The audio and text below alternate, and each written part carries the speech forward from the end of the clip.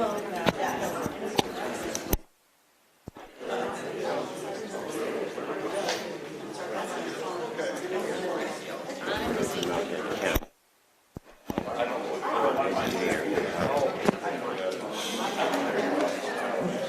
thought he was going to the school. Yeah. But it's close. But it's close. I hadn't heard that. Yeah, you know, he's close, but I think there's a school. How you been? Huh? How you been? Well, I'm not bad though. It's no big. I got out, but Everybody get a probably could have stayed home. Yeah, you can't stay home, you know, and like that. You know, it's got to go. out of the snow, Joe. Yeah. Little wet snow blower. Oh yeah. Yeah. Boy, it was, Blow her away. Yeah, they do work good. it did. Yeah. Yeah. Actually, I headed upstairs in the storage and I had to bring it down. Bring it down. And then wrap her and bring her down.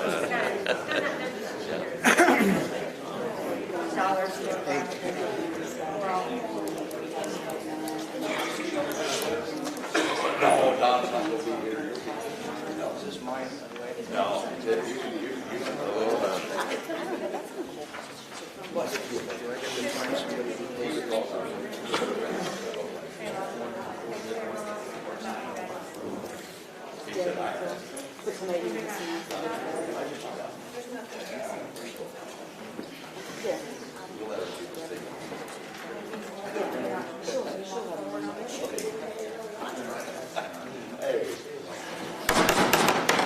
It's 7 o'clock. Call this meeting to order. Start with prayer, pledge allegiance and prayer.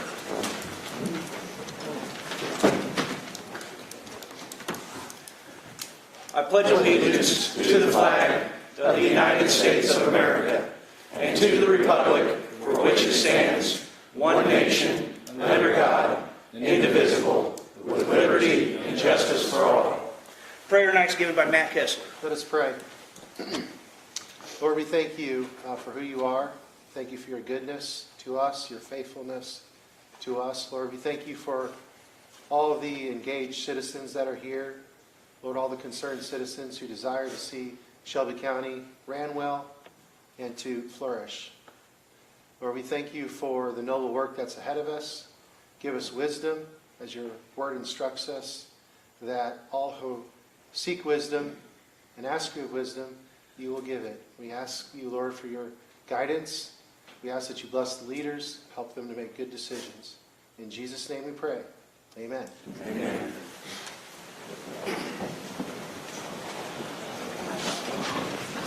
Approval of minutes of last meeting. No, roll call. I jump everything once in a while. Roll call. Kenny Bart. Here. Barbara Bennett. Here. Mark Bennett. Yes. Teresa Bain. Here. Brian Kaufman. Here. Dennis Sturdivich. Here. Jesse Durbin. Here. Julie Edwards. Here. Gary Gergany. Here. Rod Height. Here. Matt Kessler. Here. Larry Lenz. Yes. Sharon Ongman. Here. Robert Orman. Here. Gary Patterson. Here. Derek Piercy. Here. Robert Simpson. Here. Jeff Slifer. Here. David Switz. Here. Don Tate. Lynn Williams. Here. We have a quorum. Now we can go to the approval of minutes. Anybody have any corrections to them from last meeting? Do I have a motion to approve the minutes of the last meeting? Barb, second. Teresa.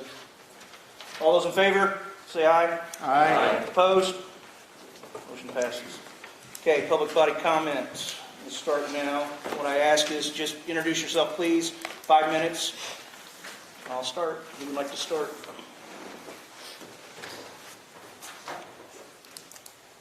Sir?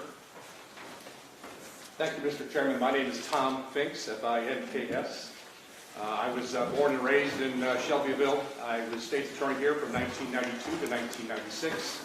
I had the pleasure of addressing this group, though different members of this group, many years ago, although Bob Simpson and Larry Lenz are still here. I'm glad to see both of them. I've known them for many years. I know a number of you from the community. I rise because of an issue involving the issuance of a liquor license in unincorporated Shelbyville Township. On August 12 of 2021, this body issued a license to an applicant who at that time was a board member himself, and for a location in unincorporated Shelbyville Township. In 1993, the voters of Shelbyville Township voted on a wet-dry referendum. I was the state attorney, as I said, during that time, and therefore I was directly involved on behalf of the county with that referendum question. There was much acrimony, as you might imagine. There was litigation before and after the referendum vote, but it was finally declared to be a dry township by virtue of that vote. I read in the Shelbyville Eagle on August 19 of the decision of the board of August 12 granting this license. I felt obligated, since I was directly involved with that issue, to contact the county authorities, and I did. Beginning on August 19, I spoke with Ms. Fox, I spoke with Nicole in those first few days after August 19, and it indicated to them that I had firsthand knowledge that that was in fact a dry township. They indicated to me that they had heard of this issue, but they had researched the records in the county clerk's office, and they had researched the records in the Shelbyville Township office, and in fact they could find no record of any kind regarding the 1993 vote. At that time, I suggested that they might consider contacting the Secretary of State's office, as they are also an official source for all elections in the state of Illinois. They in fact did do that promptly. And on August 25, 2021, the Secretary of State's office provided to the county and to Ms. Fox, and she filed it on record on August 25, provided them an official record prepared by the township officials at that time, establishing that the vote went 150 for dry and 103 for wet. So this record was only discovered a week after you had issued the permit. Certainly I'm not suggesting any improper motives or conspiracies, nothing like that, simply an oversight. But when they went to check deeper at my suggestion, they found the record. It's here, it's on record. I have copies of it. It was prepared by then Township Attorney E.C. Eberspacher, then Township Clerk Ronald Kaler, signed by both, reporting to the Secretary of State. This is the election result. So my position is, and I will apologize to Jessica, to Nicole, to Brian. I have been persistent, probably to the point of annoyance, in communicating with all of them about this. They've been open in talking to me about it. We've had very cordial conversations. But I've persisted in mentioning this issue. I have asked the matter to be on the agenda of the county board. I've not been able, for several months, I've not been able to get that done yet, but I was granted today the chance to speak in public comment. Where am I, Brian? 3? Okay. I want to make sure I get to my request. So my position is that the county board can and should now take the position that in fact it was and is a dry township, and that in fact they therefore cannot issue a liquor license to an applicant when it is in fact a dry township. On November 15, Chairman Coughlin called me and he advised me that the license issued to the applicant was being rescinded or revoked because they discovered that they wrongfully issued a license to a county board member. They indicated that their research suggested that a county board member could not hold a liquor license. Sometime between that conversation, November 15 and December 7, that board member / applicant resigned. The license was then reissued at that time on December 16 to that same applicant. And so at this point in time, that applicant is holding a liquor license, and I submit to you a liquor license in a dry township. Ultimately, what I'm asking that the board would do is correct the error that's been made, the oversight that's been made, and indicate that it's dry and revoke that license. Now, it was revoked once already. As I said, November 15, I was advised it had been revoked. Therefore, you can revoke it again. But I don't think you want to be in a position as the representatives of the people of the county in taking a position against the clear vote of the people. But if you stand by this particular license and it goes to some kind of litigation, some bureaucrat's body in Springfield or Chicago, or some judge is going to tell you, you should have supported the people's vote, and it was an error to issue that license. And so I'm suggesting that you take that action and that you, in fact, now rescind that particular license and support the vote of the people from April of 1993 declaring it to be a dry township. Thank you, sir. Thank you.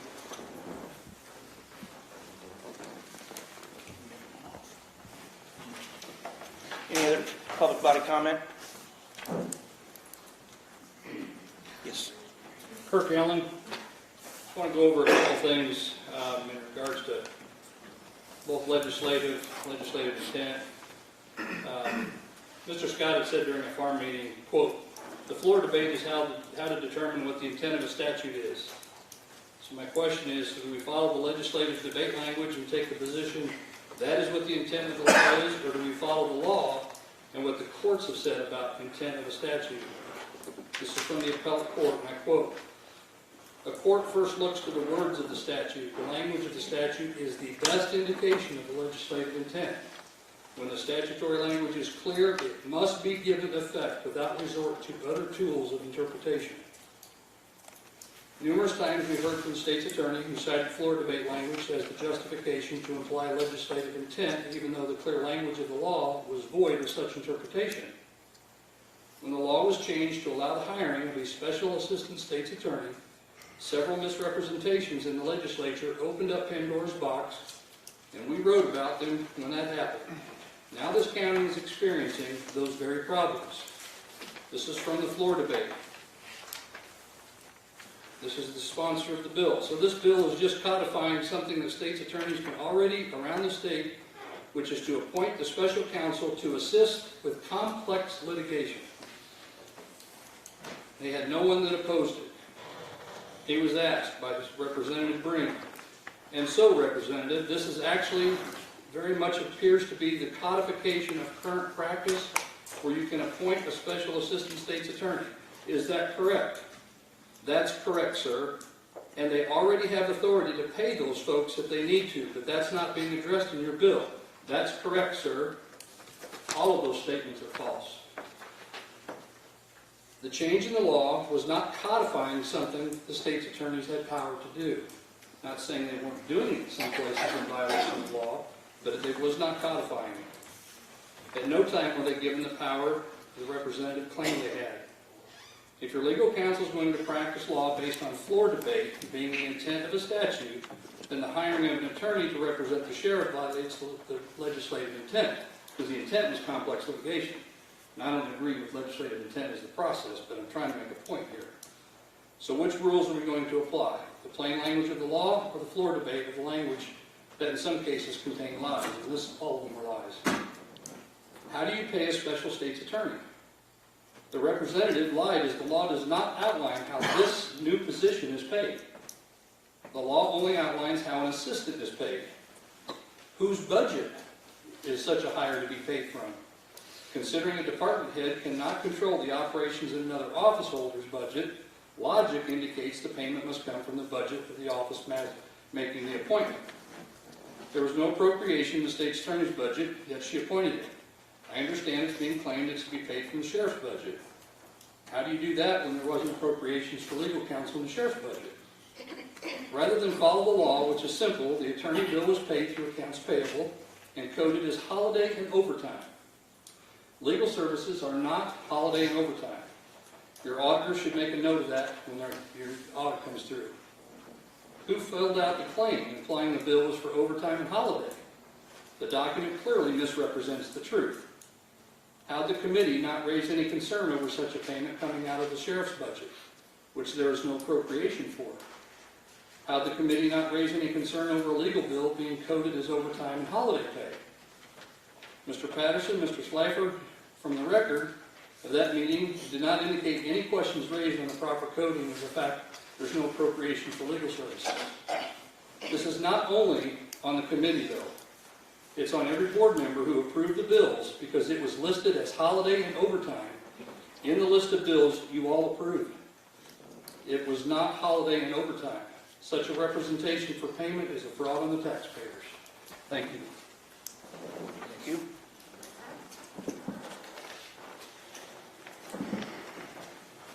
Yeah, Kevin McKittrick here.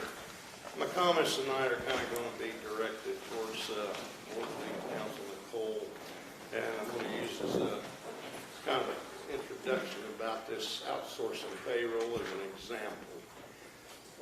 I think it's become very obvious that Nicole is a huge proponent of this action. And there's a large number of board members that are too, this big line of division we have. But as a proponent of it, I think she's, based on comments made, there's been a tremendous amount of discussion, questions asked, some answered, some not, that she's got a pretty firm position, and I think she's driven her stake in the ground, and I think she's been advocating it, and therefore it seems that that's got some bias to it. And now she has some skin in the game. And, you know, I'm trying to figure out as legal counsel to this board where it would even matter, or why she would even care as to how this board moves. I mean, her duties as the attorney for this board is to answer questions in matters of law that hopefully the board would move forward in accordance with that law. Okay? And when you get that to that point, you know, you've got a bias. And I don't know how that can work ever as a legal counsel to this board, if she's got a specific end result that she seeks literally in the way the board votes. There's got to be a conflict of interest there. There's no way that can be lawful. And but it's happening, and it continues to happen. And it's a whole lot of other issues. This is just one.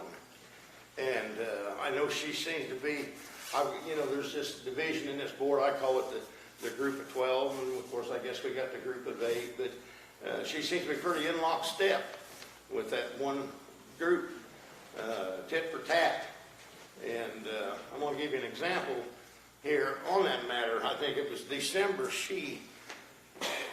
it was discussed about this outsourcing pay. She was asked by one of the members, and she responded with a comment that I've heard said numerous times, that it's there's no statutory authority for the treasurer to monitor payroll.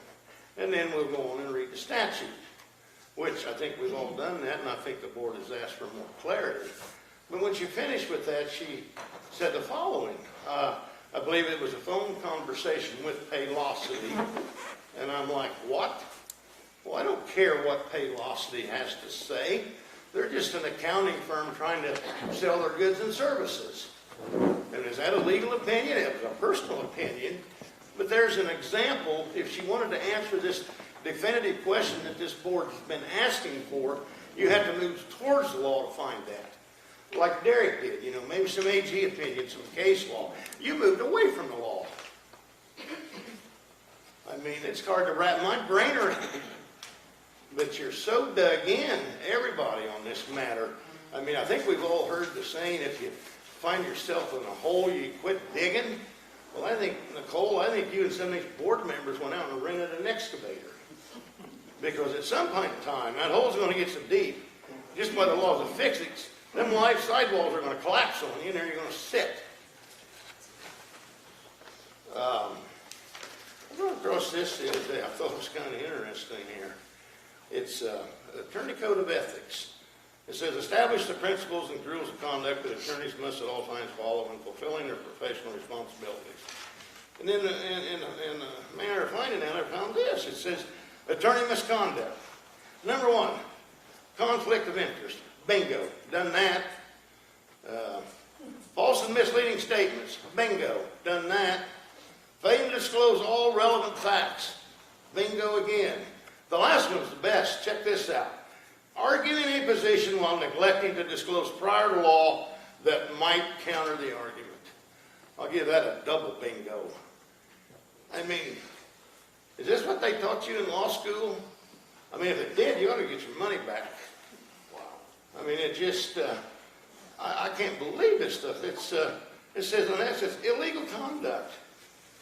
It's kind of offered me a little insight of where all these lawyer jokes come from. Oh, there's so many other matters. I know, we're at on time. You're out. I'm out. faster next time. Actually got an extra 5 seconds. Well, I didn't even get into that nowhere. Well, I guess continued next month. Thank you for your time. Thank you. Any other comment? Public body comment? Any other public body comment? Yes, I see a hand out there. I'll just stand, I hope you can see me. Marcia White, lifelong Shelby County resident and taxpayer. Saying once again, I think you get tired of listening to me. I'd like to see us do legal. In the spoken group of 12 versus 8, I was going to thank you 8 who have stood, and thank you for standing and trying to keep standing. This will turn. Let's do legal. It takes less time. There's no questions of suits. Hopefully, bitter feelings would fall aside. You guys have actually had, last month I think it was, you actually had a period of civil exchange of ideas. It was refreshing. We'd like to see it on a regular basis. We, the taxpayers, are tired of what you're doing. You're costing us money. You're bankrupting this county. And I'd like to ask the ones who don't seem interested in legal, when you move against righting what's wrong for the taxpayer, unless you have some kind of special deal with the courthouse, you're taxpayers too. So when you brook us over, you brook yourselves. Could we get to legal? Thank you.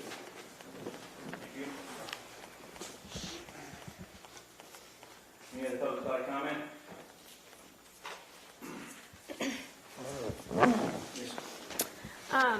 I don't know how many of you are attorneys here, but I know for sure that there are 3 in this room. Typically, there's only 2. Actually, typically, there's only 1. Tonight is special. We got 2 extra ones in here. I don't know if anybody else is, but Nicole is here to answer questions for the board, to give them legal advice. She's not here to answer questions about whatever you guys find, whatever legal question you want to bring up at any specific time. So, sir, about the Paylocity thing, she answered the questions that were given to her by the board. She was asked, can we legally do this? She answered it. How is that? Yourself. It's her time. It's her time. You answer. So, how is that wrong? You know, we've came in here for the past year and done nothing but try to make this place better. And we cannot get past anything because of all of the other issues that everybody brings up. You want problem solved? Fine. Let's solve one first. But we haven't even solved one. Not one problem has been solved since we've been here. And why? Why?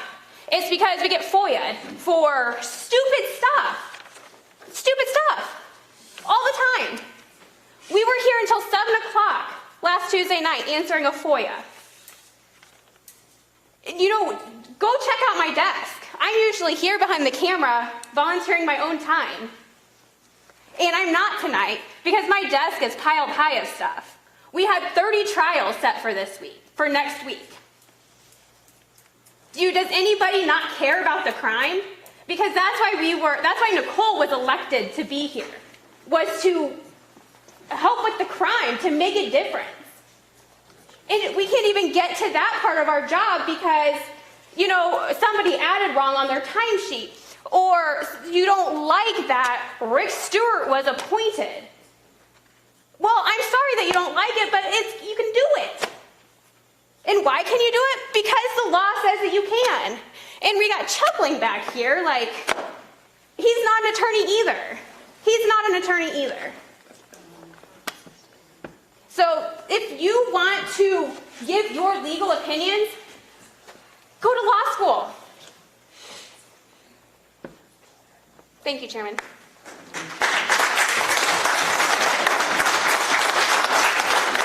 Mr. Chairman, 1 sentence, please. Sheet, 1 time. Mr. Chairman, the former speaker did not present her name, please, and her situation. I think we know who she was. I don't. My name is Kayla Garman. She's a paralegal in the state's attorney's office. Thank you. When she comes after me, to death, when she comes after me, and I can't respond, I did not finish my comments, and it could be taken out of context. And it was taken out of context. Removing. Let me get my stuff. I'll apologize. My name is Kayla Garman. I'm an employee of the state's attorney's office. Thank you. Gonna remove her? I'm leaving myself, but thank you.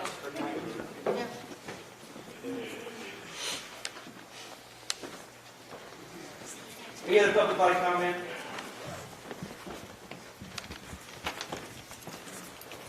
Yeah, Benny Claus. I've lived in Shelby County all my life. And I'm very proud of that girl for coming in here. We do have a legal person sitting up there, and this board needs to listen to her and not outside influences. Thank you. I just have a response. Did we ever get the written opinion?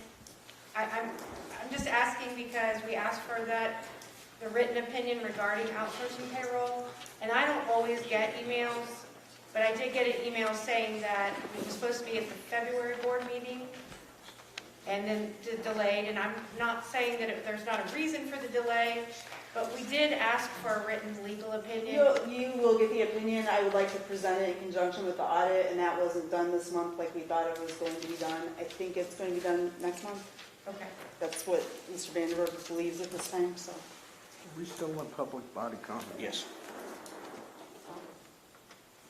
Any other public body comment? Any other public body comment? Any other public body comment? Seeing none, we'll move on. Number 10, I'm going to announce the vacancy of the Board of Review, District Number 1, due to the resignation of Patrick Totem. Totten. I said it right first. Patricia. I read it wrong. I'm sorry. So there's a vacancy in that. We'll try to get somebody to. Mr. Chairman, what it says, District 1. What district is there? I can't answer that. There's 3 Board of Review districts, and Board of Review District 1, I have a map downstairs. It's several townships. It's kind of like the top of Shelby County. Okay. Yeah. Does that position require any special training? Unfortunately, the supervisor of assessments could answer that better. I can tell you there is a class that they have to take within a year. They have to pass a test within a year. Thank you. Anything else? You want to move forward and wait?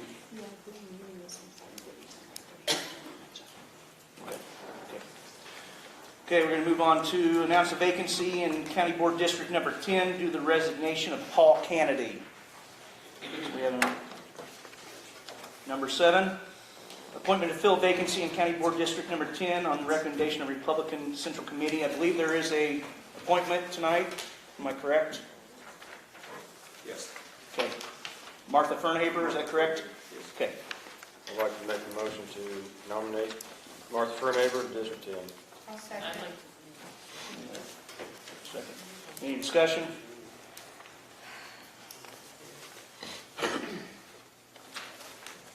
You want to do this, boys? Boys? What we always do, isn't it? Okay. All those in favor of Martha, say aye. Aye. Opposed? No. Roll call. Roll call. Kenny Barr. No. Barbara Bennett. No. Mark Bennett. Yes. Teresa Bank. No. Brian Kaufman. No. Dennis Cernovich. No. Jesse Durbin. No. Julie Edwards. Yes. Gary Gergany. Yes. Rod Height. No. Matt Kessler. Yes. Larry Lenz. No. Sharon Ongman. Yes. Robert Orman. Yes. Gary Patterson. No.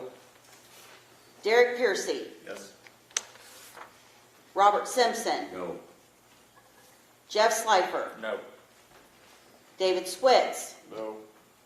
Lynn Williams. No. Motion fails, 13 nay, 7 ayes. Mark Bennett voted aye. Julie Edwards, Gary Gergany, Matt Kessler, Sharon Ongman, Bobby Orman, and Derek Piercy.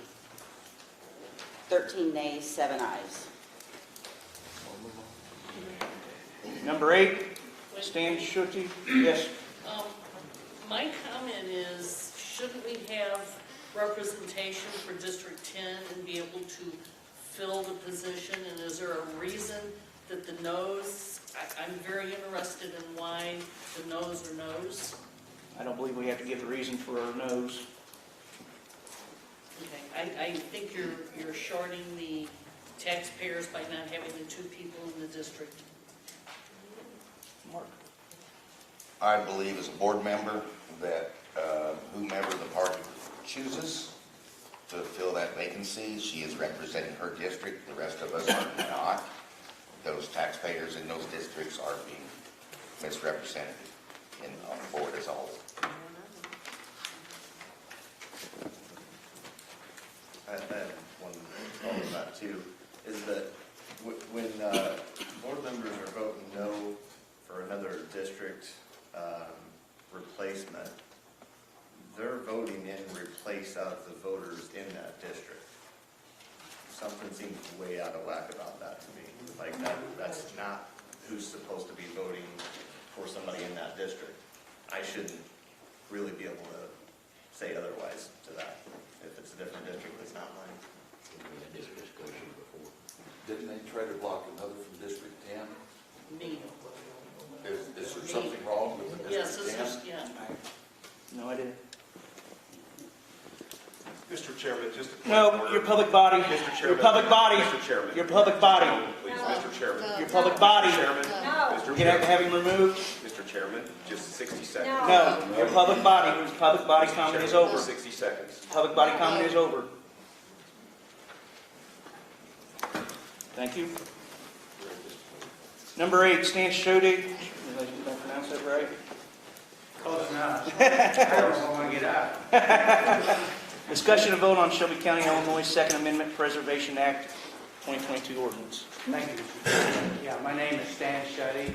I live in the Sturgeon-Strasburg area. I was born and raised in Fiscal Township, which is the southeast corner of the county. I currently live in Big Spring Township, where I've lived for 42 years with my wife. We've had 5 children. 3 of those have remained in Shelby County, built homes.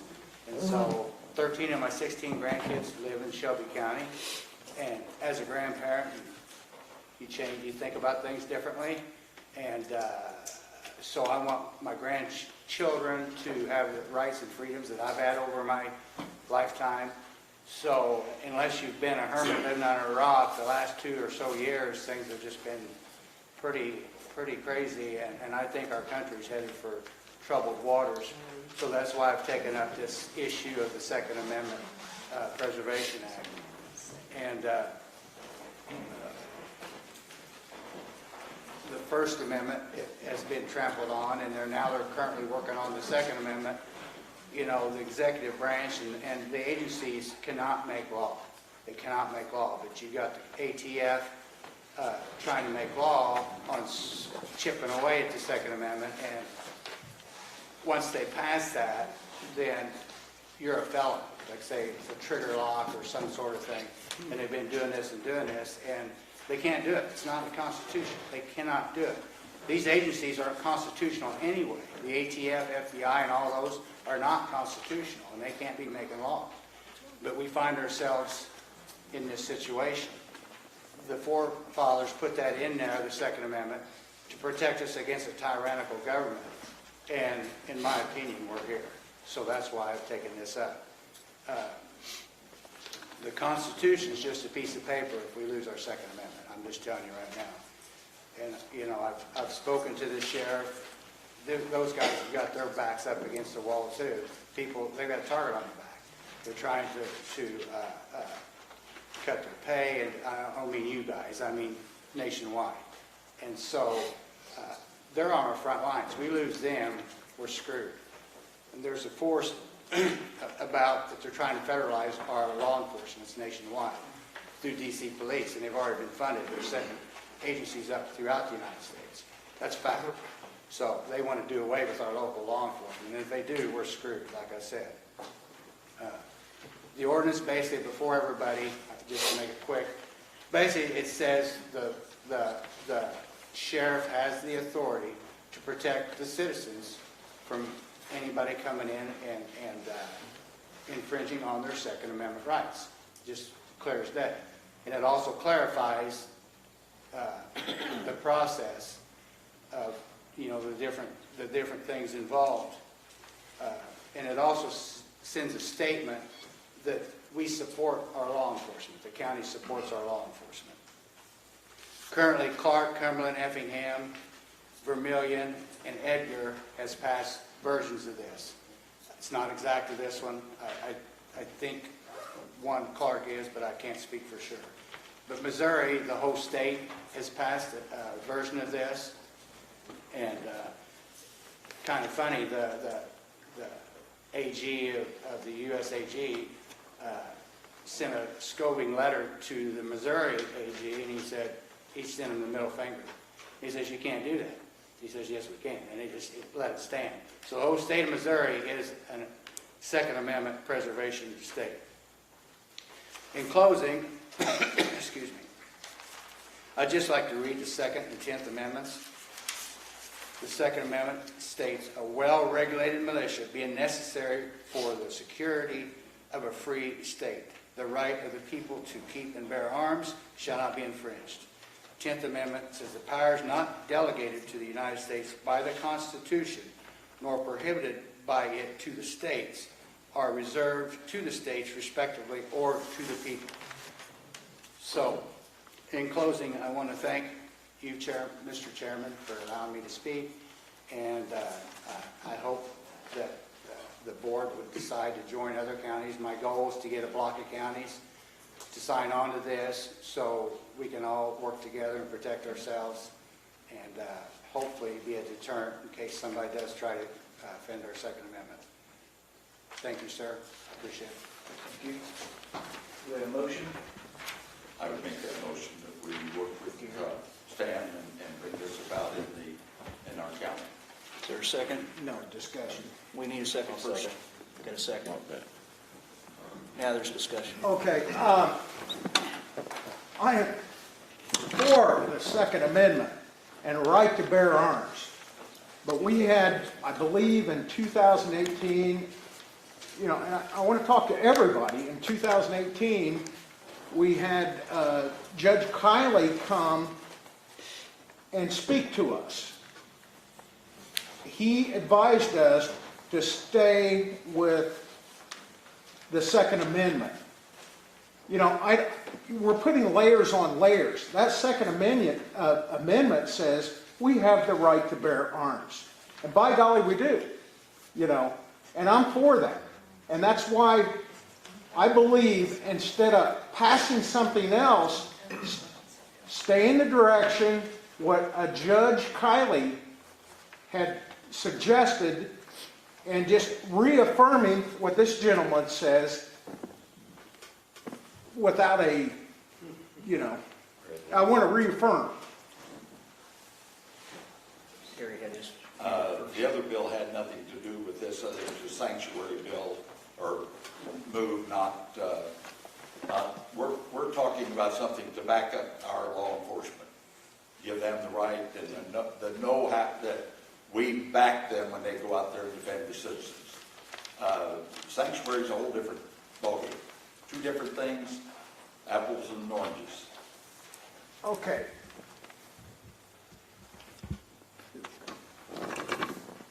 I wished I would have had some of this information earlier, Gary. I really do. You know how I feel about the guns, or I hope you do. If you don't, you know now. Because I am pro-gun, I love guns, I shoot guns, I obtain guns. But I don't know, you're telling me a certain language is supposed to protect law enforcement. I would like to see some documentation on that. You know, please give it to me. And I'm asking you, or where's the gentleman? I can't, there he is. I'm asking you to please give this out a little bit earlier, or maybe come back next month, because I might be seconding Gary's motion, because I believe in the Constitution. I didn't know when you folks got the information. I didn't know that. I don't have any information on it. You don't? No, sir, I do not. Okay, so didn't you? It was in your package. It was in your package, yeah. Oh, yes, I did too. Yes, I did. I'm sorry. I thought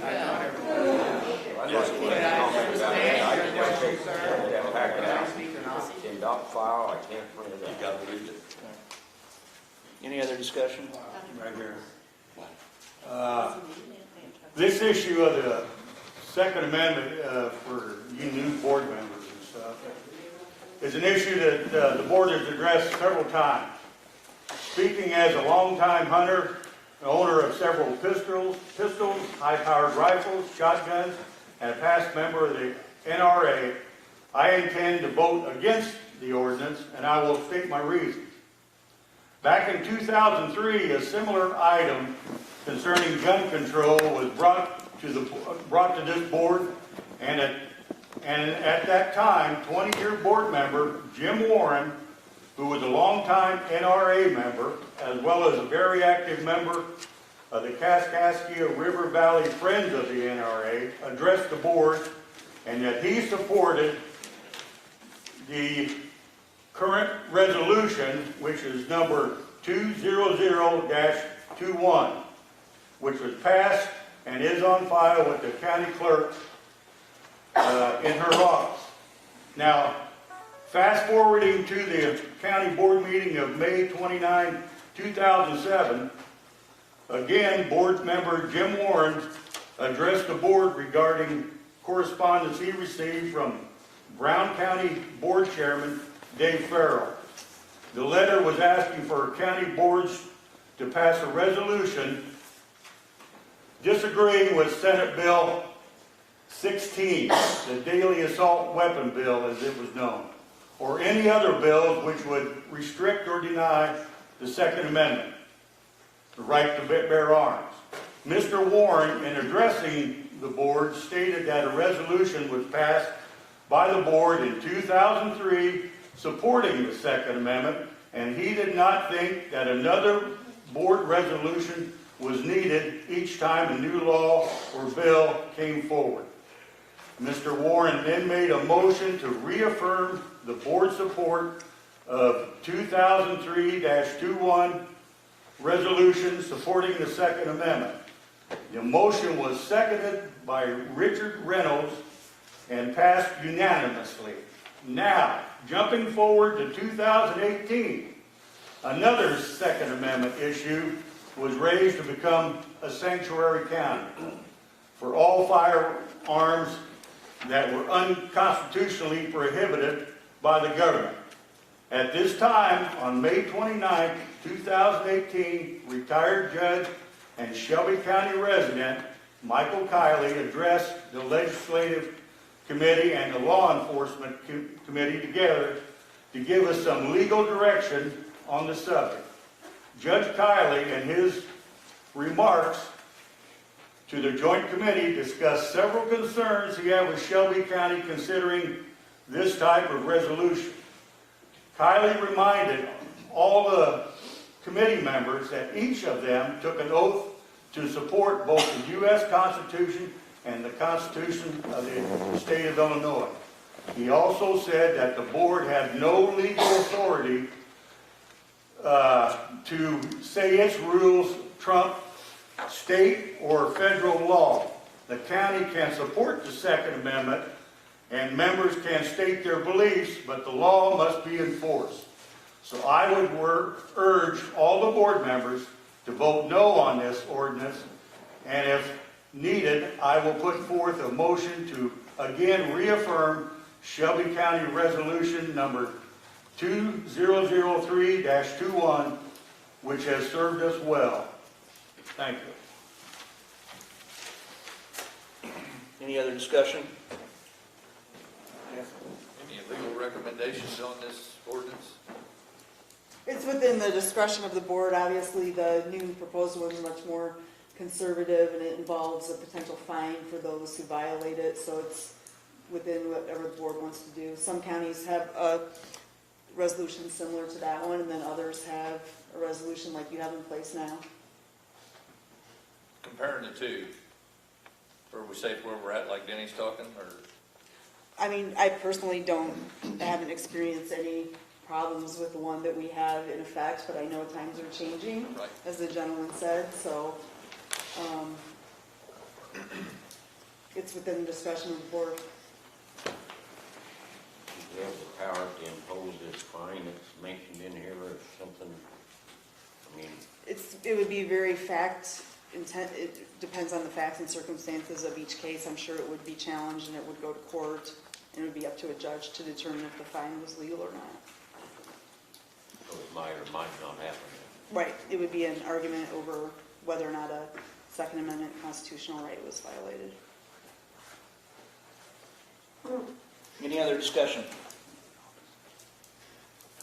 Did we table this? Bobby? I'd just like to point out in the first section of this, it just says these, more or less, the intro paragraph, the last line says, shall be specifically rejected by blank county, Illinois, and should be considered null and void, having no effect in Shelby County. So if anything happens that fringes on the Second Amendment, then the rest of it starts to define it. But the first thing that's stated is any tax levy, fee, stamp imposed on firearms, firearm accessories, or ammunition is not common to all other goods or services which have adverse effect on the purchase. So, you know, it does go, start putting some protections on overreaching of either state or federal. You know, we're trying to protect our own. And like Lynn said, he owns, shoots, and obtains. Well, if you've got taxes, fees, and stamps going on all these, it's going to make things more expensive. So I wouldn't see a problem with taking a stance that's a little steeper and steeper and steeper as our federal and state governments get a little more shaky on their feet. So try to protect our own. And if our neighboring counties do the same, then we create, like Stan said, a block that we create a bigger body of people to protect our own. So that's just one little thing I'd like to throw out there. Any other discussion? Gary, you had something? We had talked with the sheriff on this, Mr. Root. This evening he was telling me that there was one concern about some wording in it, but I think basically he felt it was good as far as showing the deputies that the county is standing behind them in their work out there. It's a different world. It has changed a great deal in the last few years. And we're seeing more and more overreach of government agencies trying to push things that I don't think it hurts one thing to tell the officers out here, we're behind you and we support you. And if there's a wording problem, I don't think Stan would have any problem with making an adjustment to wording if there's a word there that makes it questionable. Did you get to talk to the deputies about this or get any feedback from them? No, my concern was, which I talked to Nicole about, was whether there was a section in there about arrest and custody, whether we could do that on ordinance or not, or that the fine we could, correct? Yes. Right. That section might. It gives you discretion to arrest, however, there's no jail penalty with the ordinance, so that kind of contradicted itself, but it gives you discretion and say you have to arrest. But that is a contradiction because it's a fine-only ordinance. Look, I'm for the, and I've already stated I'm for the Second Amendment. But anyway, amendment, but I just think we need to table this because that Second Amendment is so important. Every amendment in this in the Constitution is, but that Second Amendment, let's just table it. And that I so move to table. Okay, we have a motion to table. Do we have a second? I'll take it. Any discussion on the tabling? What are we tabling it for? Like, what are we looking, what outcome are we trying to achieve by tabling something? Just want to clean up some language. Clean up some language. Okay. If he wants to bring it next month, I'm good with that. I'm good with that. I just think, you know, we can work together, and because we're on the same side. We believe in that. But we're not in normal times, just keep that in mind. Pardon? We're not in normal times, keep that in mind. Yeah. We ain't in Kansas, Dorothy. I mean, we're in strange times. So specifically, you'd like him to put the language in that the sheriff was Yes. concerned Yes. about? Well, Does that answer your question? I have no problem with that, because I'm not an attorney. But does that answer your Yeah, I question? just didn't know why we were tabling yet again another. No, I'm doing it Yeah, for a right. reason, No, that's fine. and I think this would be smart because it can go back and let's bring it up. And I'll tell you what, if they clear that little language, which, you know, I'm going to vote for it. Each county's done that anyway, so. Shouldn't someone on the council work with him to clean up the language so we don't have to go through this again next month? Well, I'll work with Nicole, Okay. because to me, she's got, the knowledge. Any other discussion on the tabling? Real quick, but just kind of like Lynn, I'm just not clear on like 2 and 3 and 4 on exactly what those do and don't, and if it makes the county liable for things we're not currently liable for, and that's why I'd like to see it clarified. Because I'm like Lynn, I'm totally in favor of it. I just don't want us to take on the liability that us or the sheriff should not have. Any other discussion?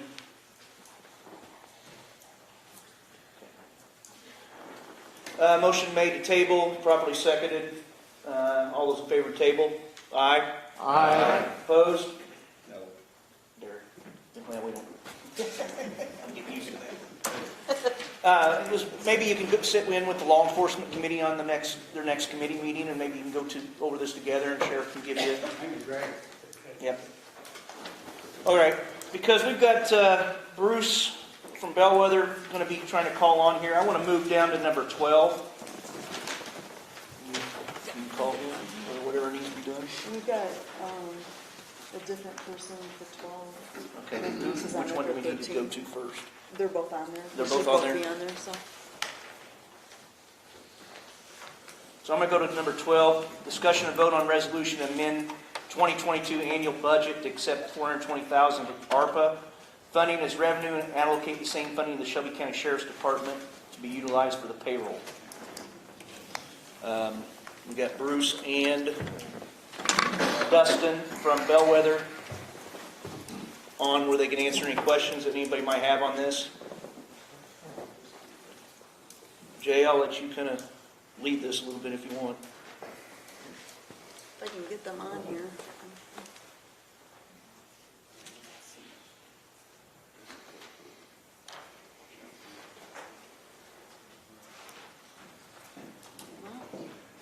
Maybe.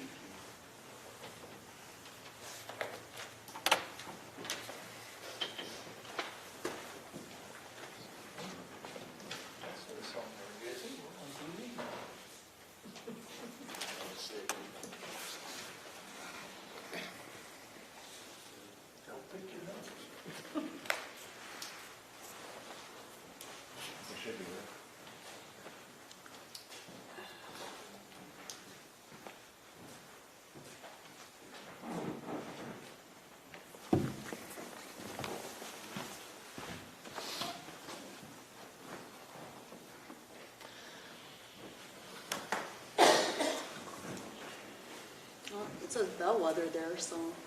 Maybe ask them if they can hear you. Can you hear us?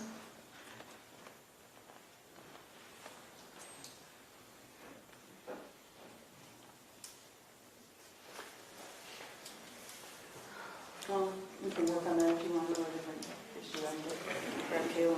Well, I guess we're going to step back. Number 9, Austin. Pritchard, Dive Team Commander, and Jordan's not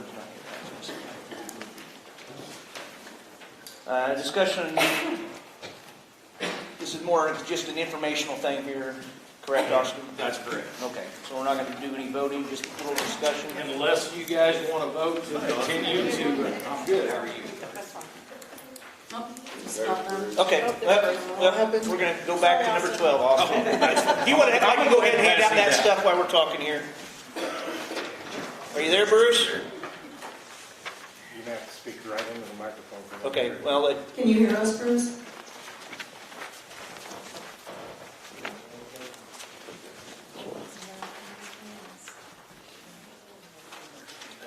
Works better if everyone strikes.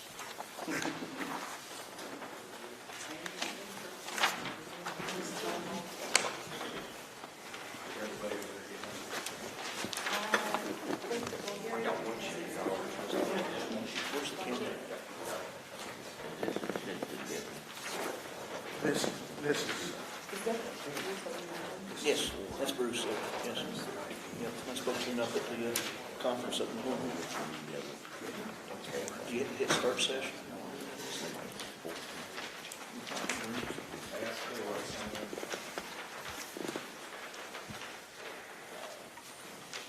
It should be working, but you can't hear us. Do you have to hit join audio? I mean, see down in the left, yeah. There we go. Can you hear us? Yes. There we go. Yes. Yes. Can you turn him up? We're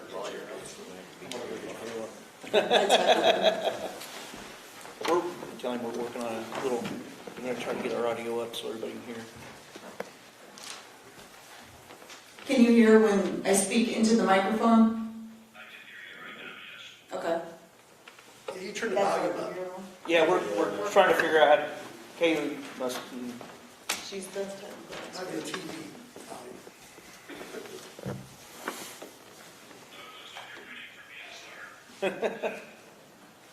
tell him we're trying to get the volume turned up. We're trying to get the volume turned up. We were having trouble hearing you.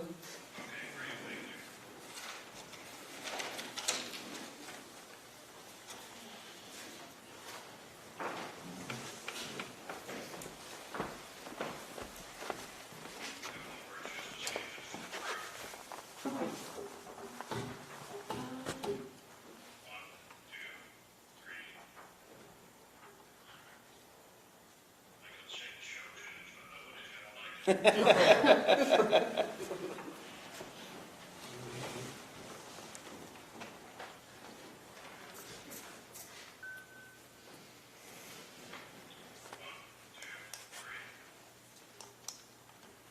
think TV volume needs to be turned up.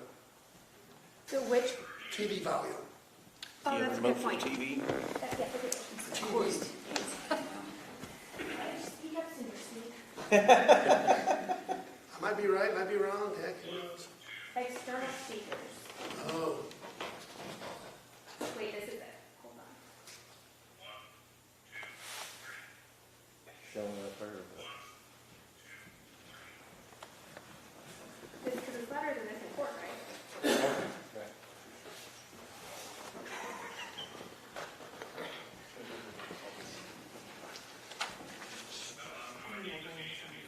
A lot louder than you are. Tell them watch it. A lot louder. can you put the mic up to where the speaker's at?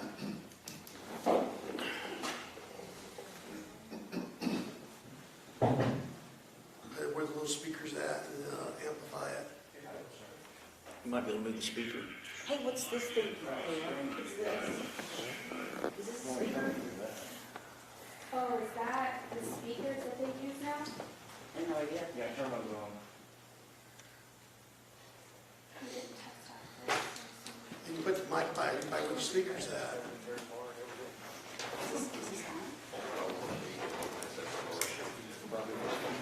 Technology is wonderful when you can get it figured out to work.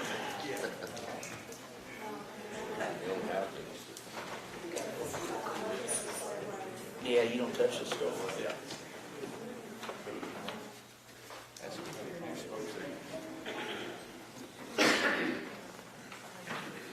Okay, try it again, Bruce. Tell him to say something. Could you say something?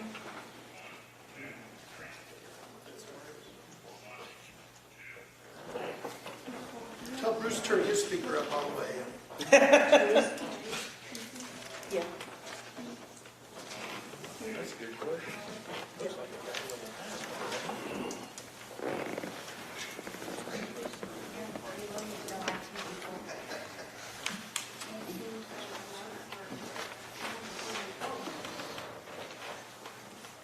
Yeah, just let him know we're working on it. We're working on it. You can call in on the phone, you put the phone by the microphone.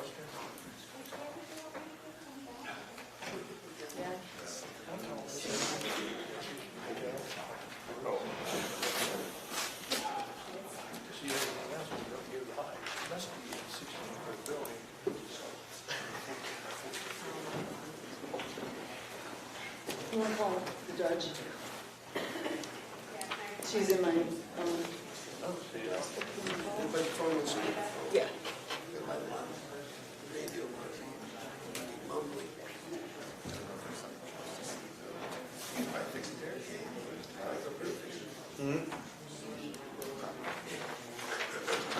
Take 10 minutes. Without a doubt.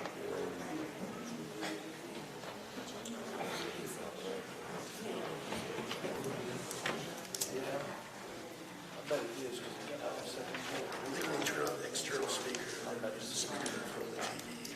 Probably could. So I was just wondering. Probably get it fixed.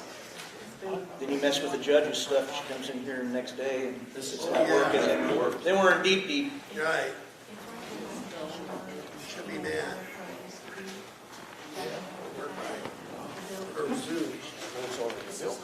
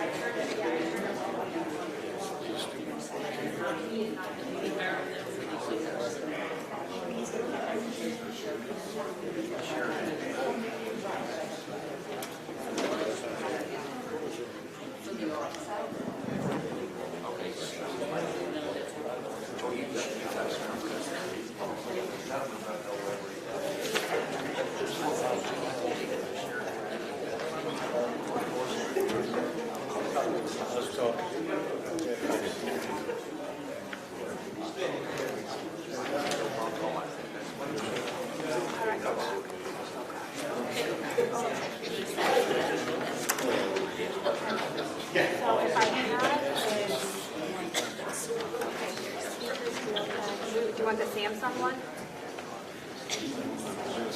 Okay. Peter has multiple sources for sound. Okay, that's the sound. Okay.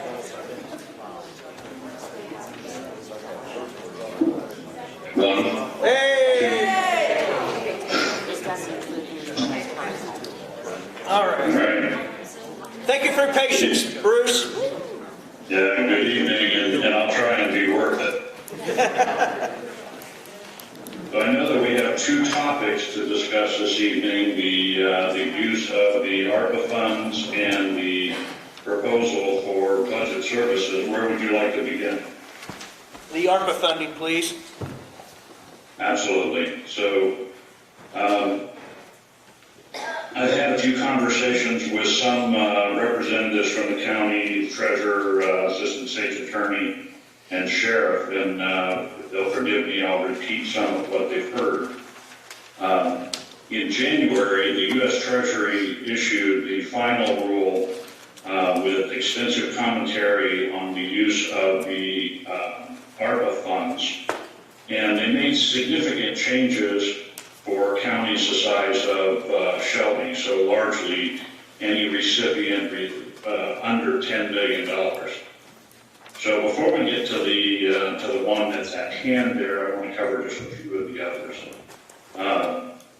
So in the final rule, they simplified the identification of impacted groups for social services. So there was a very convoluted evidentiary reporting method that was required if the county wanted to provide, say, support to an underserved community. They've since changed that statute, or that standard, and have said that any resident that qualifies for any other assistance program would automatically be an included individual in the class receiving Arpa funds. So that's if the county decided to do something to support an underserved community in the county, it becomes very much easier to identify their qualifications. Secondly, they broadened the definition of broadband, if you'll allow that. The first definition was rather narrow and really was more geared to urban settings. They broadened it to say that counties could focus both on infrastructure and on, and this is as near as quote as possible, to activities to decrease costs for broadband access for, once again, underserved communities. The definitions on some of the water and sewer projects changed slightly, but I don't believe that the context of those would have changed that would influence Shelby at all. The major change that occurred was in what is colloquially known as lost revenue. So this was a category of funds that the Treasury defined to allow a county to use some of the Arpa money for government operations, which they defined for us as essentially anything that the county can legally spend funds on. And then also they included a very broad definition of programs and projects. Now, they use terms like broad latitude in the application of these funds for the county. And when you read the nearly 800 pages of supporting documents, they talk extensively about, they realized that 80% of participating counties in the United States fell under the 10 million threshold and did not have the administrative strength, the financial acumen, or the evidentiary reporting to be able to support the mountain of data required to have a justified project. So Shelby, like many other counties, were really stagnant in making progress simply because the rules were so befuddling. The change to the standard allowance allowed all counties to claim up to $10 million as, and this is labeled very poorly, but they've labeled it recovered lost revenue. Now, in their documents, they talk about the fact that rather than trying to demonstrate actual lost revenue, that they've provided formulas to calculate this. I worked with Erica on the formulas for Shelby County. They were very convoluted and very vague in the definitions. That was true for nearly 80 out of 102 counties for Illinois. It just really didn't apply to counties this size. When they made the change, they allowed up to $10 million or the total amount of your ARPA funding across the two payments to be used for government services, programs and projects. So the good news is it broadened the application of funds. It reduced the administrative burden on the county, and the big one was the big bogeyman in the room, that it reduced the risk of an unintended audit finding in the future. So your risk of recoupment due to a poorly aligned project essentially can eliminate it. They have promised a reduced reporting requirement but they've not defined what those reporting requirements are going to be yet. Tier 2 counties had their first report in January. Shelby is a Tier 3 county, and your first report will not be due until April, reflecting all activities up to March 30. So, what do we have? We have a new definition that really broadens the question for Shelby County of how do you want to use Arpa funds? And then, once you have that broad view and you've made your selection, then we will have a period of reporting that will probably extend out into 2024, and we will continue to support you through 2026 if that becomes necessary. But we believe the changes will shorten the amount of reporting for Shelby County and small counties of the sort.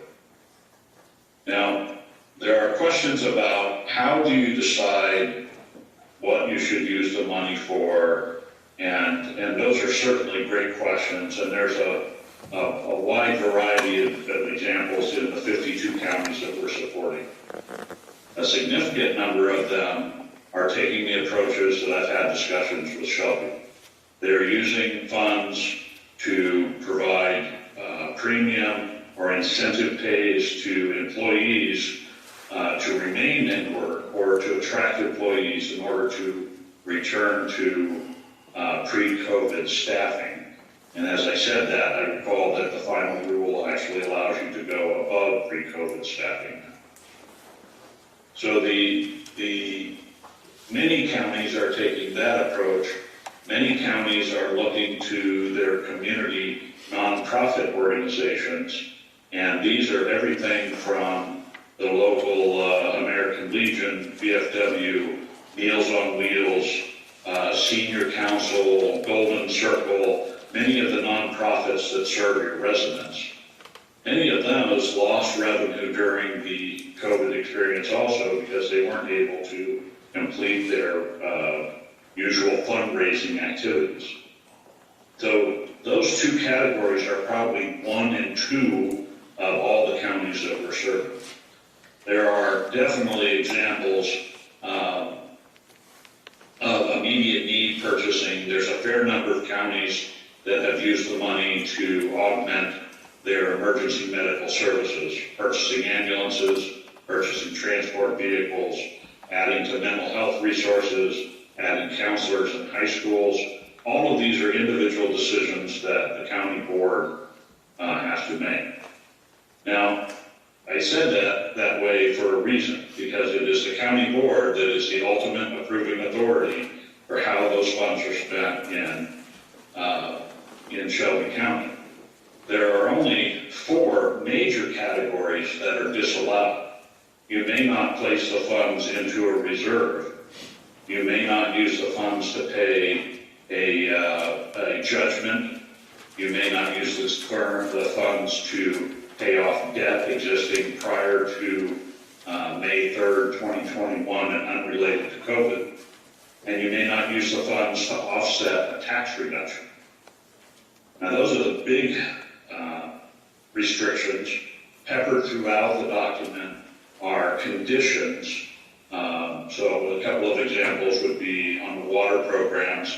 There's some EPA requirements and Clean Water Act requirements that you have to meet. Those are really more requirements than they are restrictions. But the one I've listed for you are the bold red lines, or the third rail, if you will.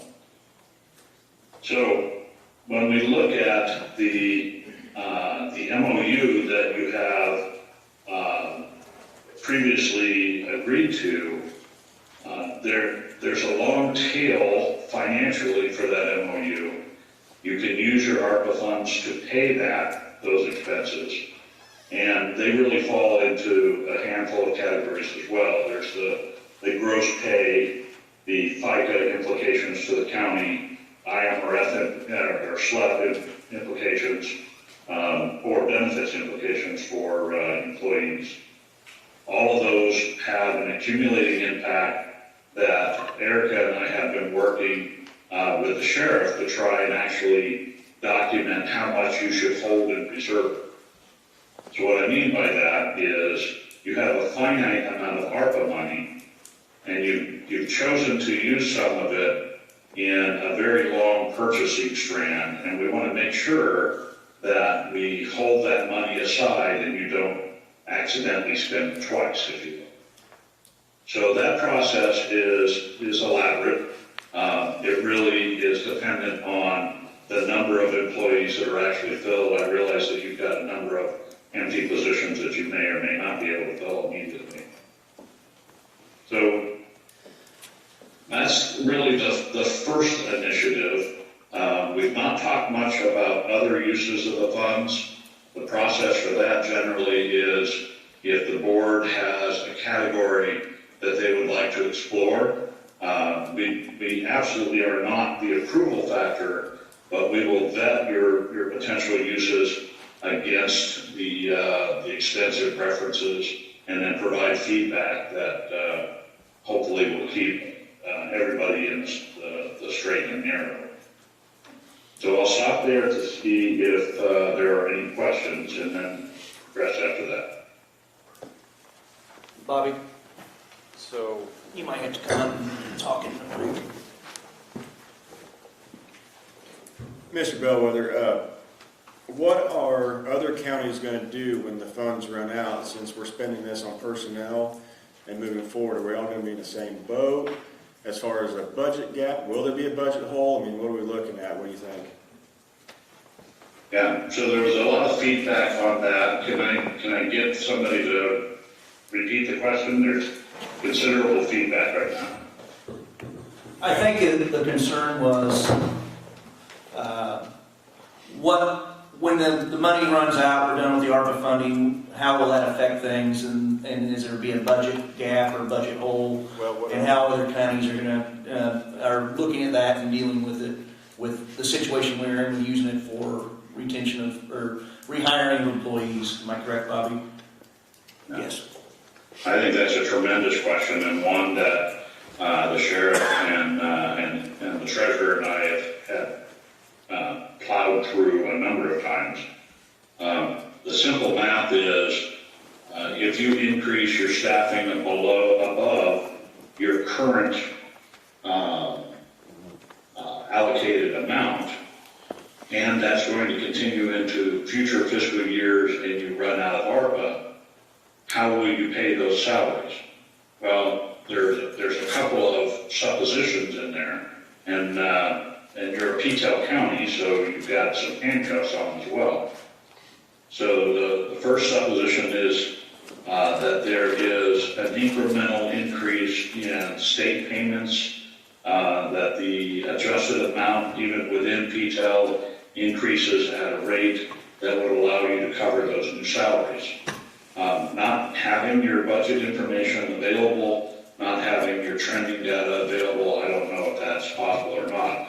The question is a 100% valid question of you're bringing on staff with temporary money, so you're making long-term commitments on short-term funding.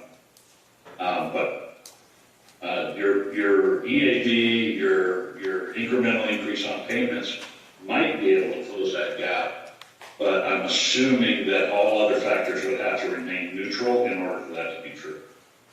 The short answer is, sir, I don't exactly know unless we had a lot more detail from your budget. Could you elaborate on what other counties, has you talked to other counties about the situation? Have you talked to any other counties about that same situation? I'm sorry, it's breaking up just a little bit. Have you had this conversation with any other counties, is the question from... Absolutely, so... and what counties were they? Oh my goodness. I mean, we serve 52 counties for the Arpa program, and it's an ongoing. I think the one that was most extensive was perhaps Knox County, where we had a lot of convoluted discussion. They wanted to make payments to their employees. We had multiple discussions about how to accomplish that and not have this kind of an outcome. The ARPA funds allow you to increase the hourly pay of an employee over a period of time. They also allow you to take a dollar figure of that amount and make single payments or multiple bulk payments, as long as you don't exceed 150% of the median income for the county, and we've looked at that, and the programs that you're talking about are far below this. So Bellwether has advocated for single payments rather than hourly additional payments, simply because once you start paying somebody additional money hourly over a long period of time, regardless of how many times you say this is only temporary, don't get used to it, they get used to it, and then they take out car loans, and then a year from now when you turn that money off, then they're faced with a financial hardship. I was pretty clear that I was not a fan of the MOU when I saw it. The use of the Arpa money is authorized. The use is compliant with the program. But I think FOP has been very heavy-handed in seeking those MOUs with the documented use of the funds. So you were right in the use of the funds. I just disagreed with the MOU in itself.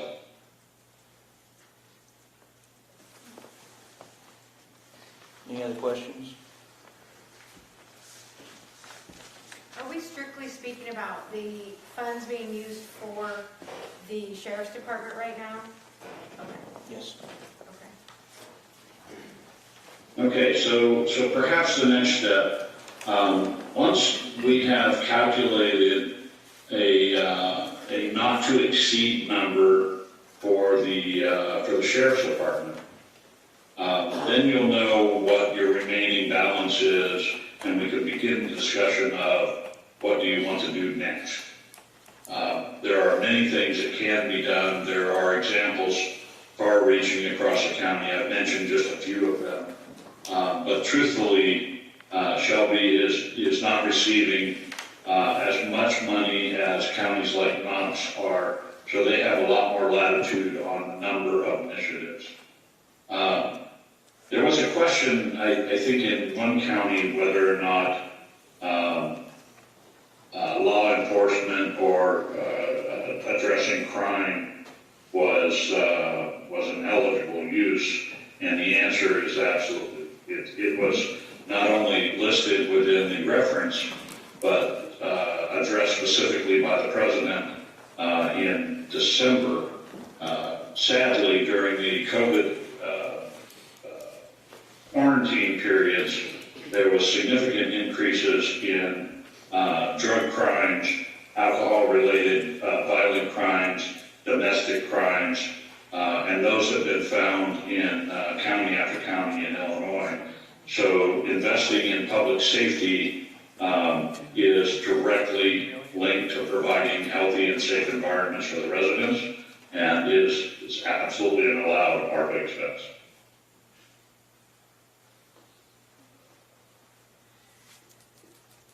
And the thing is, we have passed the MOU. This is needing to be done, fund that MOU. That's why we need to vote on this and move this forward. You got anything to add, Jay? I don't think so. Do I have a motion to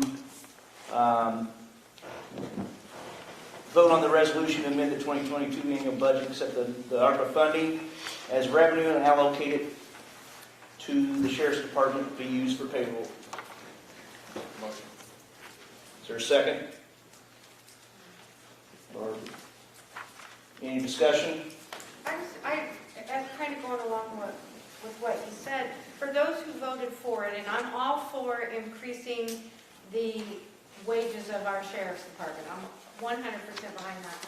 Is there a plan in place, like for those who voted for it, have you guys considered or developed what we're going to do when that ARPA money runs out? I mean, I'm asking simply because I don't know. I wasn't there for the special meeting of the vote. I guess to me, that's tied right into number 13. We got budgeting to do. And we need help in budgeting. And to me, that's number 13.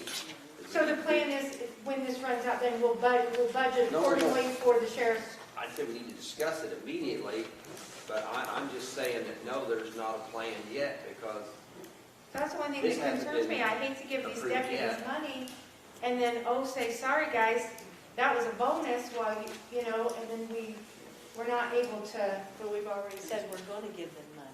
And that's what I'm saying, is what is that plan? Gary? Bellwether, what are their qualifications? Are they accountants, or are they CPAs, they lawyers? I don't know anything about the company as far as their qualifications. We had a big list of them in the packet that you should have got in the email that talked about everything or a separate email maybe that was sent. I don't think I sent that to the board about all that they do, yes. Okay. There's a lot of very important stuff here, we want people qualified. Well, I mean, they're very qualified because they're working with counties that are getting a lot more money than we are. I mean, I work with Bruce a lot over the years. I'm not familiar with it in that sense. And, so we're putting our neck out quite a ways there and setting up programs and all this. And who's the ultimate answer on those questions? Bruce, would you like to elaborate any on your qualifications of your company? I'm sorry? Yeah, the question is, they're kind of curious what your qualifications of your company was. If you could just give us a brief synopsis of it, I would greatly appreciate it. Sure. So, Bellwether is an Illinois domiciled operations management firm. We have provided services to 83 of 100 counties. We provide direct administrative support for a handful of counties. They come and they go. I think we're currently administering 4 right now, if memory serves. We also do issue resolution.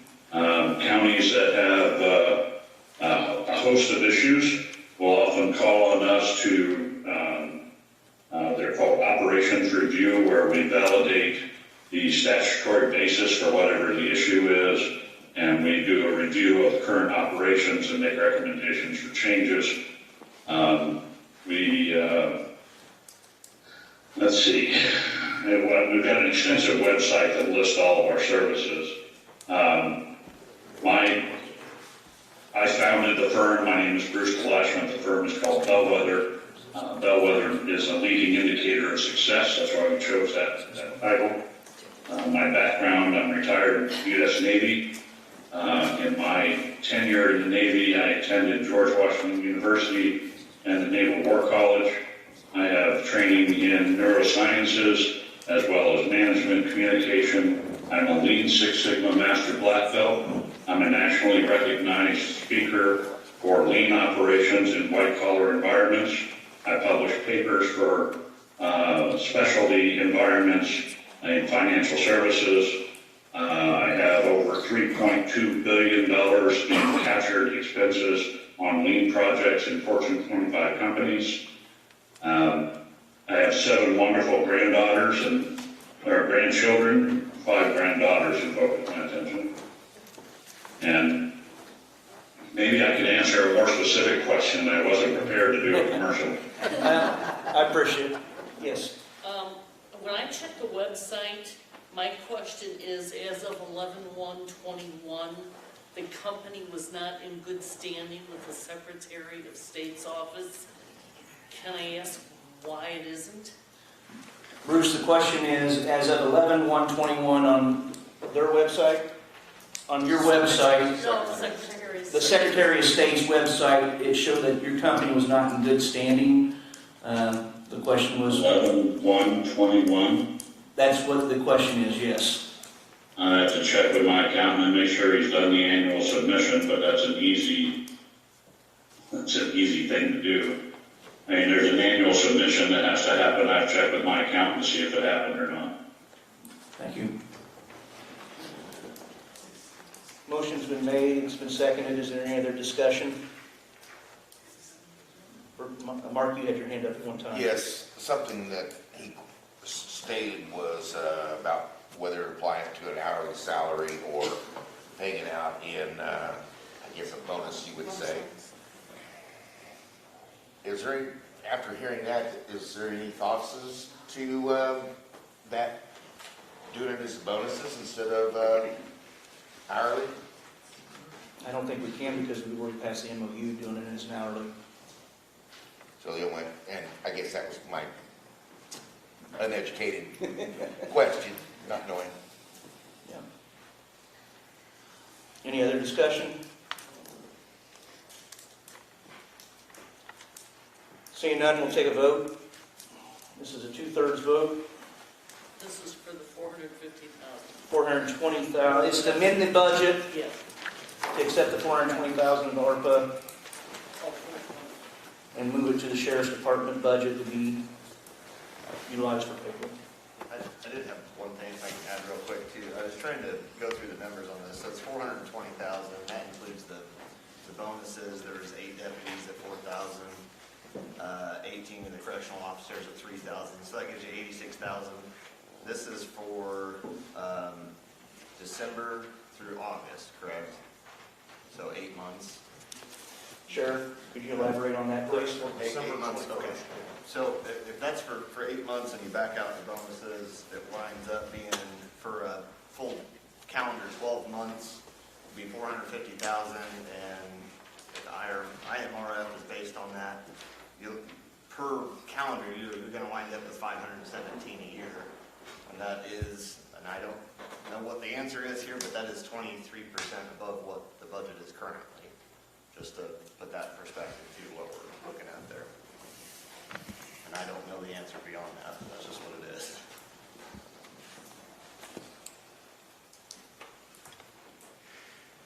There's also a budget in place though to pay for, a lot of these salaries and stuff. Anyway, this is over and above. He has a budget for this. I mean, for most of this money anyway. Yeah. All those in favor? We'll ask the roll call. Does that have to be roll call? Yeah. Roll call. Sorry. Kenny Barr. Yes. Barbara Bennett. Yes. Mark Bennett. Yes. Teresa Bay. Yes. Brian Kaufman. Yes. Dennis Cernovich. Yes. Jesse Durbin. Yes. Julie Edwards. Yes. Gary Gergany. Yes. Rod Height. Yes. Matt Kessler. Yes. Larry Lenz. Yes. Sharon Ongman. Yes. Robert Orman. Yes. Gary Patterson. Yes. Derek Piercy. No. Robert Simpson. Yes. Jeff Slifer. Yes. David Switz. Yes. Lynn Williams. Yes. Motion passes 19 yes, 1 nay. Derek Piercy. Mr. Chairman, Yes. while we're here, this was just a resolution to amend the budget, or amend, clarification. Amend the 22 annual budget to accept the 420 of ARPA funding. We didn't just amend the budget, did we? Because if we did it stand for 15 days and have the proper public notice and all that? I don't think you have to amend Not the an budget. amendment. On budget amendment? I don't think so.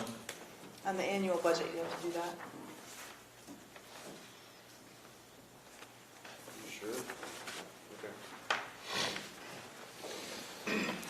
13, discussion and vote to contract with Bellwether to assist Shelby County with budget services for the fiscal year 2023. Is Bruce talking on this one, or is there's another guy, wasn't there? What, Sorry. Bruce, are you No, on? I'll take care of it. You'll take care of this? I'll take care of that as well. With the, it seems like we keep having issues with our budgetary process. I know several of us, last year, we really struggled with figuring the budget out. I personally think this is a good idea. Bruce, would you like to give a reason, what you can do to help us on the budget process? Absolutely. So I'm sure as you're aware that there are requirements provided for county budgets within Illinois statutes. They're fairly straightforward.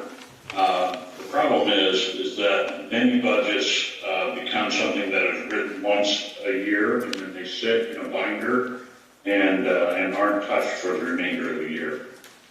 So what we try to do is to create an environment where the budget is a virtual document, and periodically the estimates to actuals are recorded. Information is gathered from individual departments and presented to the board. So let me just give you an overview of the process, and then we'll take questions after that. So the first process, and I'm glad that you're looking at this in February, because new counties are added in March. Your fiscal year ends when? Is it September 1? August 31st. August 31st. Okay, so we will move at a very quick pace, and it begins with a review of your last 3 years of budgets. Those are put into a framework that we provide. It's Excel based, so it's easy to use. We look at trends, and then Bellwether Associates, either Dustin Harmon or one of his team members, will meet individually with each department and their trended budget to talk about why things have changed, what decisions influence those change, what are the implications of either increasing or decreasing a spend line, and an initial draft is built on a department-by-department basis. Once that's done for all departments, we look to see, and it's a simple game of one of these things is not like the other. If the next year's budget line item is different from the prior year, or they're different from the trend, then we spend time with that department documenting how that is occurring, what's driving it, whether it could be a labor agreement, or it could be an increase in a contracted service such as software. We document those things, and a second draft is prepared. That second draft is presented to the board committee, and a Bellwether associate will walk through the second draft line by line prior to the department heads then joining the committee, and the departments, along with a Bellwether associate, present their entire department budget line item by line item, answering questions. Now, the important part about that step is by the time you've gotten there, we've already derived from the departments what the cause of the increase is and what the implications of not funding the increase might be.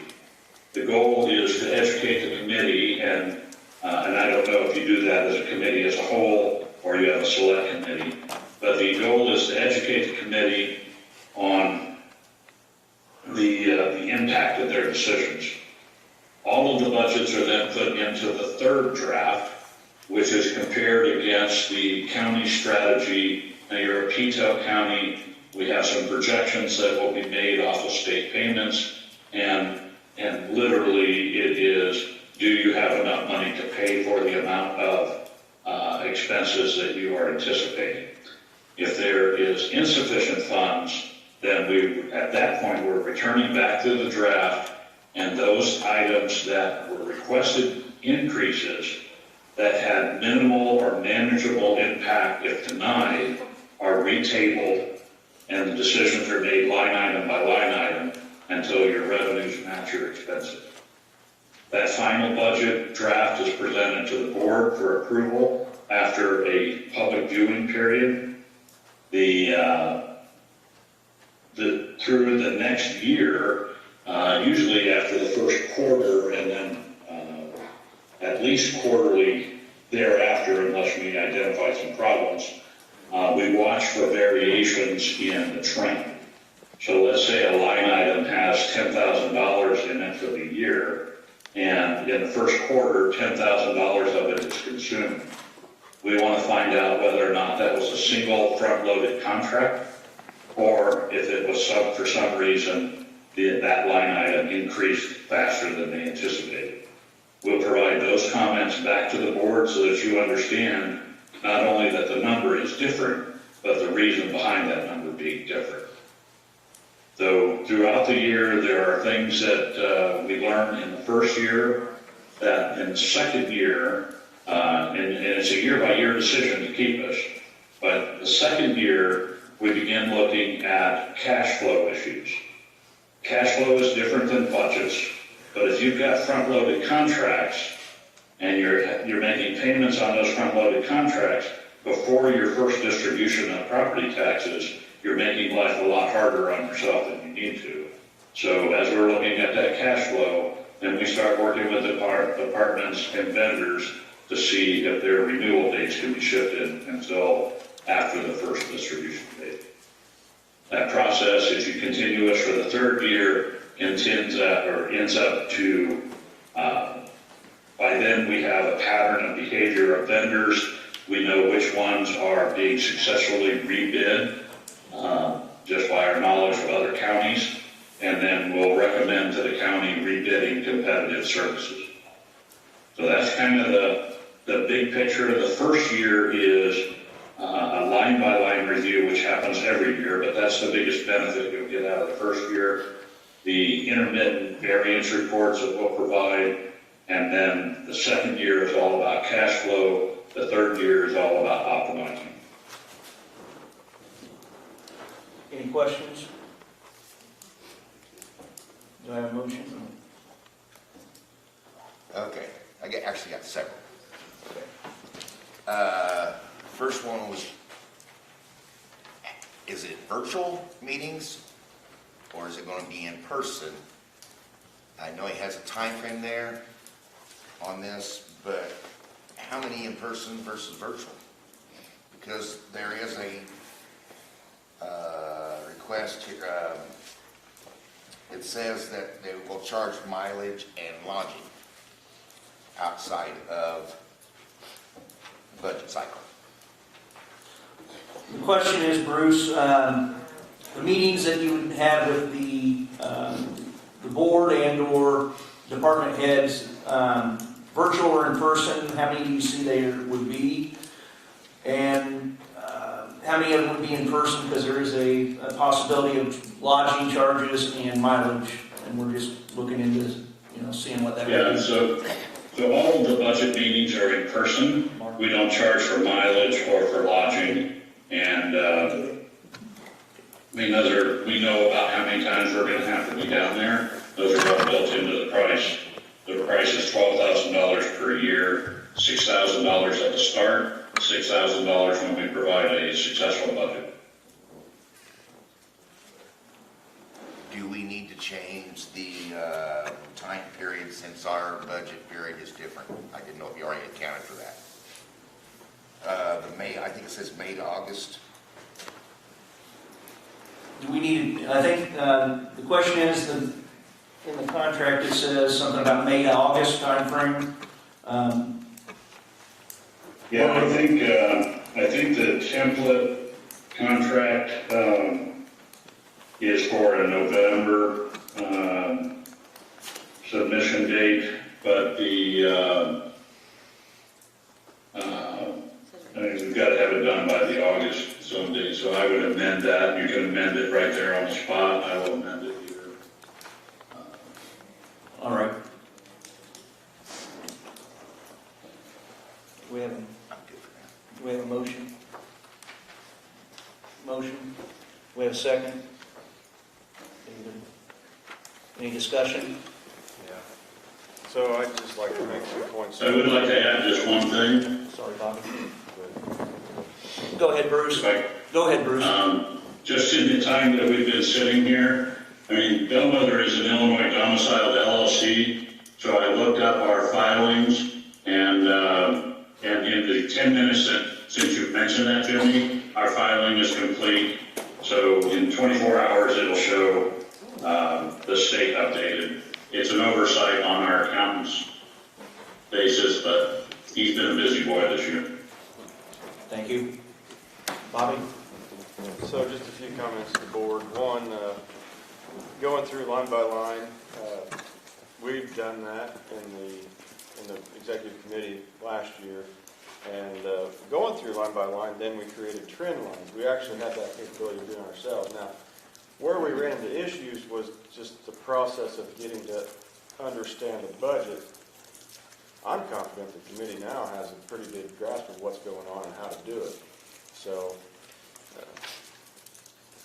I think the committee can do it in-house.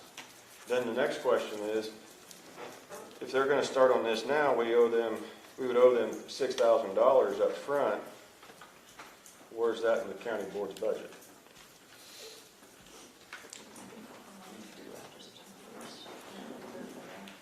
What is the payment time frame, Bruce?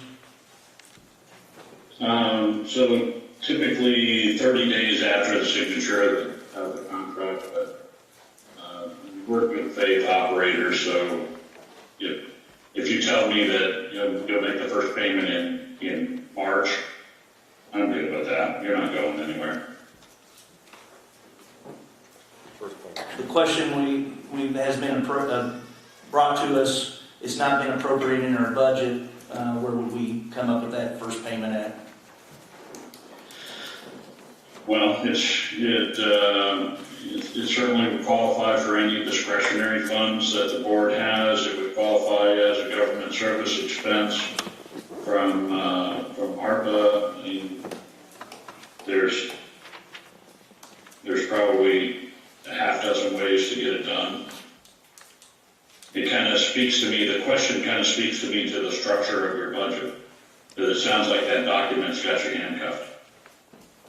It does. Any other discussion? Gary?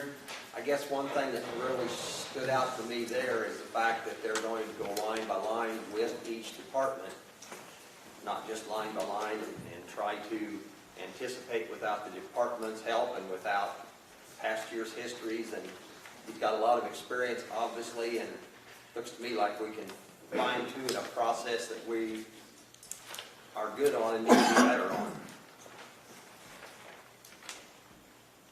So Gary, do you think that that's how he would help figure out where we're going to get the money to continue to pay the sheriff's department? Like by sitting down with the sheriff, the people Yes. in the sheriff's department? And the prior histories, and yes, I mean, the way he's attacking it's the way he would attack a business budget, and you're not trying to do it from outside, you're meeting with the departments themselves. Because if you try to tell them that's what you're going to do and you're not the guy running that department, it's probably not going to happen. It's a joint venture. I mean, the department heads are all in charge of that department. We're in charge of their funding, and if we don't work together on it, how well is it going to work? And he's got a process to make us all work together and get to that goal. Shouldn't the department heads be able to work through their own budget for their own area? Well, they presented one to the committee this year, but then did the committee meet with them and go line by line with each department? I asked for a few of them to come in and never happened. So you didn't, okay. But you didn't go line by line, did you? They never came to the meeting. No, they don't have. They're doing their We asked them to come to the meetings so we'd go through the budget. I mean, that's part of their job if they're the department head. Well, they go through it, but then that budget committee goes through it line by line also. We always had help with Jessica.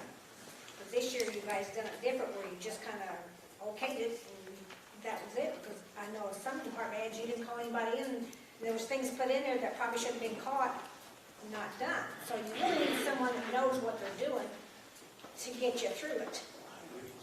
I mean, he makes it sound simple, but it's not. You really need someone who's got a handle on this line by line item and what their expectations are. Any other discussion? Roll call vote. Kenny Barr. Yes. Barbara Bennett. Yes. Mark Bennett. No. Teresa Bain. Yes. Brian Kaufman. Yes. Dennis Cernovich. Yes. Jesse Durbin. Yes. Julie Edwards. Yes, I think they need to recommend this. Gary Gergany. No. Rod Height. Yes. Matt Kessler. Yes. Larry Lenz. Yes. Sharon Ongman. No. Bobby Orman. No. Gary Patterson. Yes. Derek Piercy, Yes. Robert Simpson, Yep. Jeff Slifer, Yes. David Switz, Yes. Lynn Williams. Yes. Motion carries 16 yes to 4 no. Mark Bennett, Gary Gergany, Sharon Ogman, Robert Orman.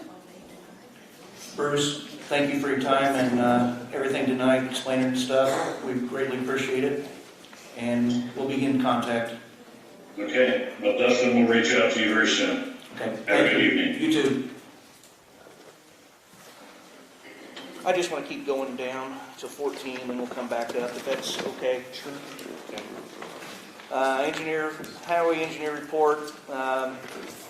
Discussion and vote on a resolution to award the oil bids for the county to Howe Paving Incorporated. Got a motion, is there a second? Jesse seconded. Any discussion? What were the prices of oil this year versus last year? They went up, of course. Oh, geez. 3,000 was 396, 150s 270, and 300s 270. $2.70 a gallon on those two, and 3,000 was almost $4. Did we have any other bids at all? For oil? No. All those in favor? Aye. Aye. I pass. Opposed? My son will vote for him. Barb, abstain. Resolution to award the cold mix contract to Howe Paving Incorporated. Need a motion? Jeff, second. Teresa. All those in favor? Aye. Roll call. Opposed? You're spending money. Roll call, please. Request roll call. Roll Those call. all should be roll call. You're spending money. Yeah, we can do roll call. Mr. Chairman, are we going to go back to the first one? Or We'll go back to the first one.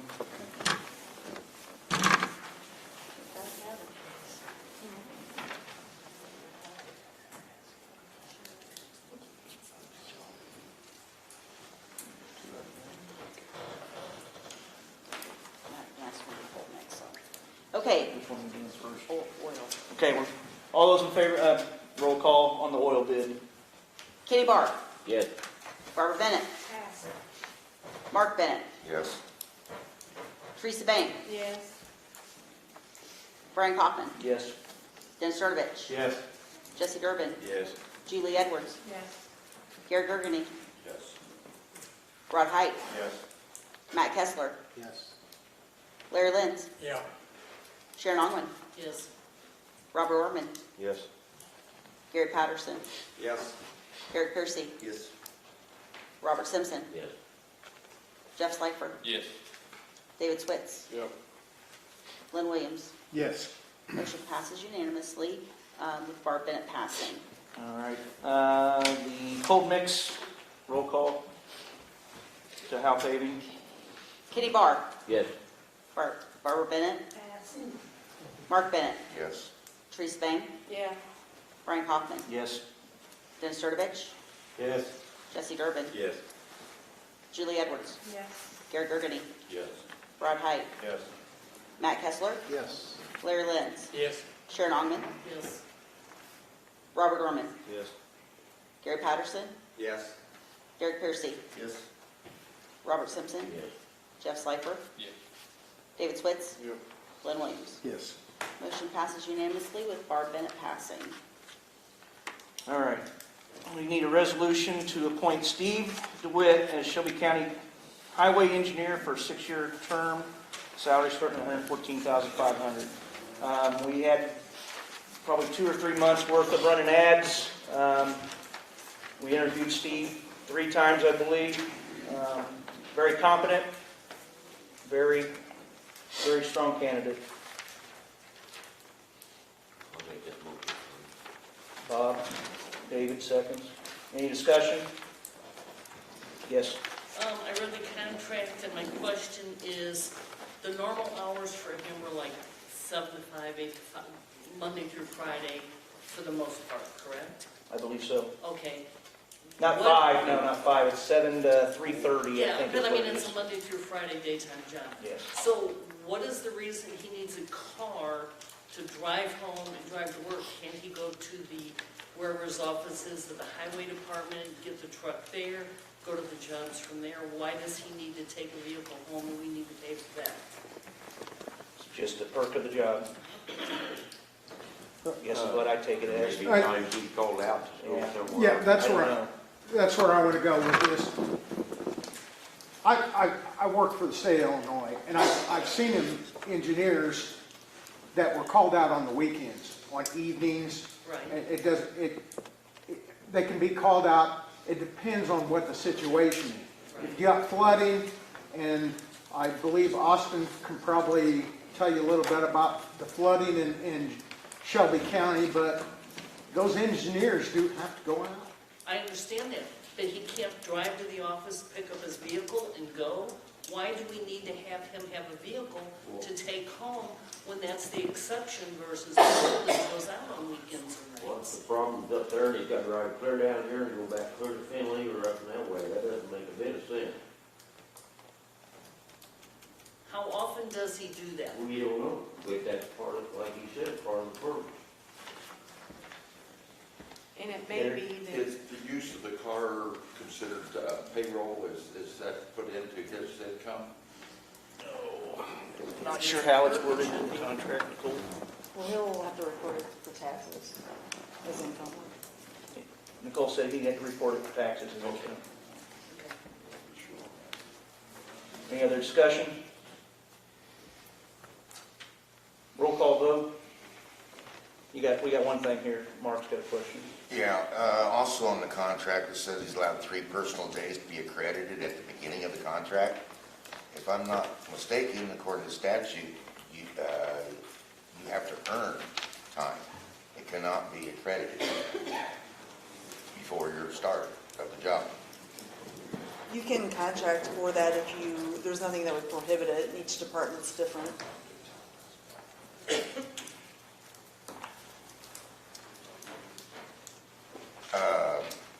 I believe we just got the most updated version of this after 3 o'clock today. Correct. And as far as reading over it thoroughly, I ran into this, I hate to say this, but I ran into this so many times in the last 12 months that we always get new forms to have to read over and completely understand it at the last minute. And I just have to check my email when I got in here. So to me, these last minute papers that come out for us to read through and digest and get completely our mind around is not good. Myself, I would just soon table this. We have to have somebody be done quick because we're up at our 100-day time frame. I understand, but I put, also, the other part of it is I'm putting my name to it. So no matter what you put in it, if I vote for it, I'm agreeing to it, and my name's on it. You making a motion? I make a motion to table it. Motion made to table. Is there a second? Second. Any discussion? Is this for the resolution to hire or the contract? Is this, Mark, we need a clarification. Yes. Might have got ahead of ourselves. Is this the table, the resolution to hiring? Or I the would contract? like to Because we make a haven't talked motion- about the contract. I would like to make a motion that we table the contract. We haven't got to the contract yet. We're on the resolution to hire at this moment. Thank you very much. Would you like to rescind your motion? I will rescind my motion. Okay, thank you. So we have a motion for the resolution to hire. We have it properly seconded. Any other discussion? Roll call vote. Kenny Barr. Yes. Barbara Bennett. Yes. Mark Bennett. Yes. Teresa Bain. Yes. Brian Kaufman. Yes. Dennis Sturdivich. Yes. Jesse Durbin. Yes. Julie Edwards. Yes. Gary Gergany. Yes. Rod Height. Yes. Matt Kessler. Yes. Larry Lenz. Yes. Sharon Ongman. Yes. Robert Orman. Yes. Gary Patterson. Yes. Derek Piercy. Yes. Robert Simpson. Yeah. Jeff Slifer. Yes. David Switz. Yep. Lynn Williams. Yes. Motion passes unanimously. Discussion and vote on employment contract for the engineer. Do I have a motion of some sort? I have a motion to table the contract. Is there a second?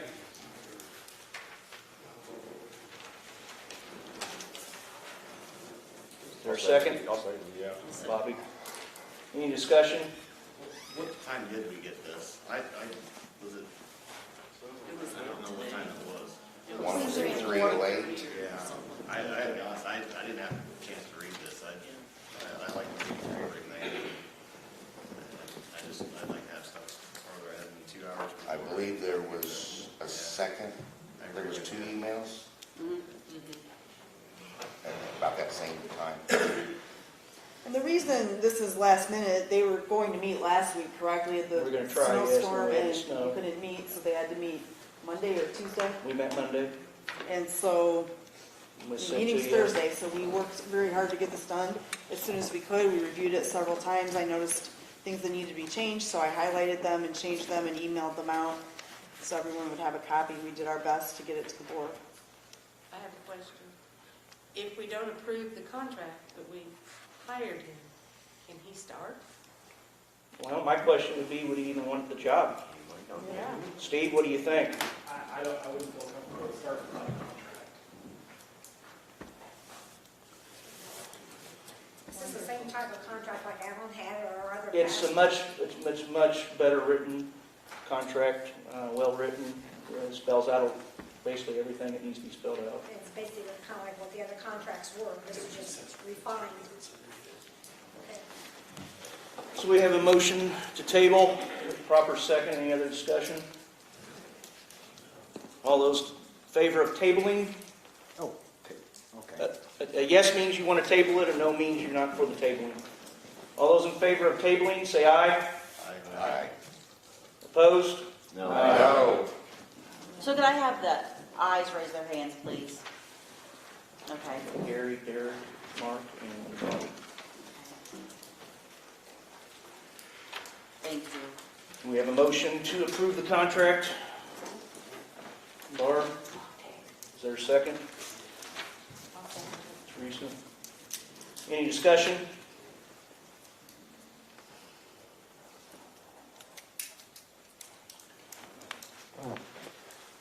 All those in favor? You want to do roll call on this? You want a roll call on this, Fiscal? We can do it. I don't. Whatever you It's guys fine. want We to can do. do a roll call. Kenny Barr. Yes. Barbara Bennett. Yes. Mark Bennett. No. Teresa Bain. Yes. Brian Kaufman. Yes. Dennis Turkovich. Yes. Jesse Durbin. Yes. Julie Edwards. Yes. Gary Gergany. No. Rod Height. Yes. Matt Kessler. Yes. Larry Lenz. Yes. Sharon Ongman. Yes. Robert Orman. No. Gary Patterson. Yes. Derek Piercy. No. Robert Simpson. Yes. Jeff Slifer. Yeah. David Switz. Yep. Lynn Williams. Yes. Motion passes 16 yes to 4 nays. Mark Bennett, Gary Gergany, Robert Orman, and Derek Piercy. Just a point of clarification on this situation. There is statute quoted in the contract, and I haven't had time to go back and review that specific statute.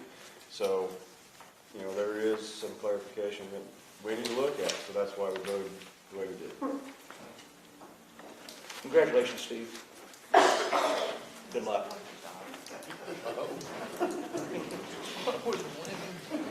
Number 5, underneath the highway, discussion and vote on proposed agreement with Hampton, Lizini, and Renwick to perform the required county bridge inspection for 2022 for $79,400 to be paid out of local funds or motor fuel tax. Each year, half the bridges in the county must be inspected by us. Reed is an inspector. but he needs somebody called a team leader, and we do not have a team leader on our payroll at this time. Gary, I did look into the guy that you gave me his name. I had IDOT look into him. He is certified to inspect bridges, but he's not certified to be a team leader, so he was not going to be able to help us out.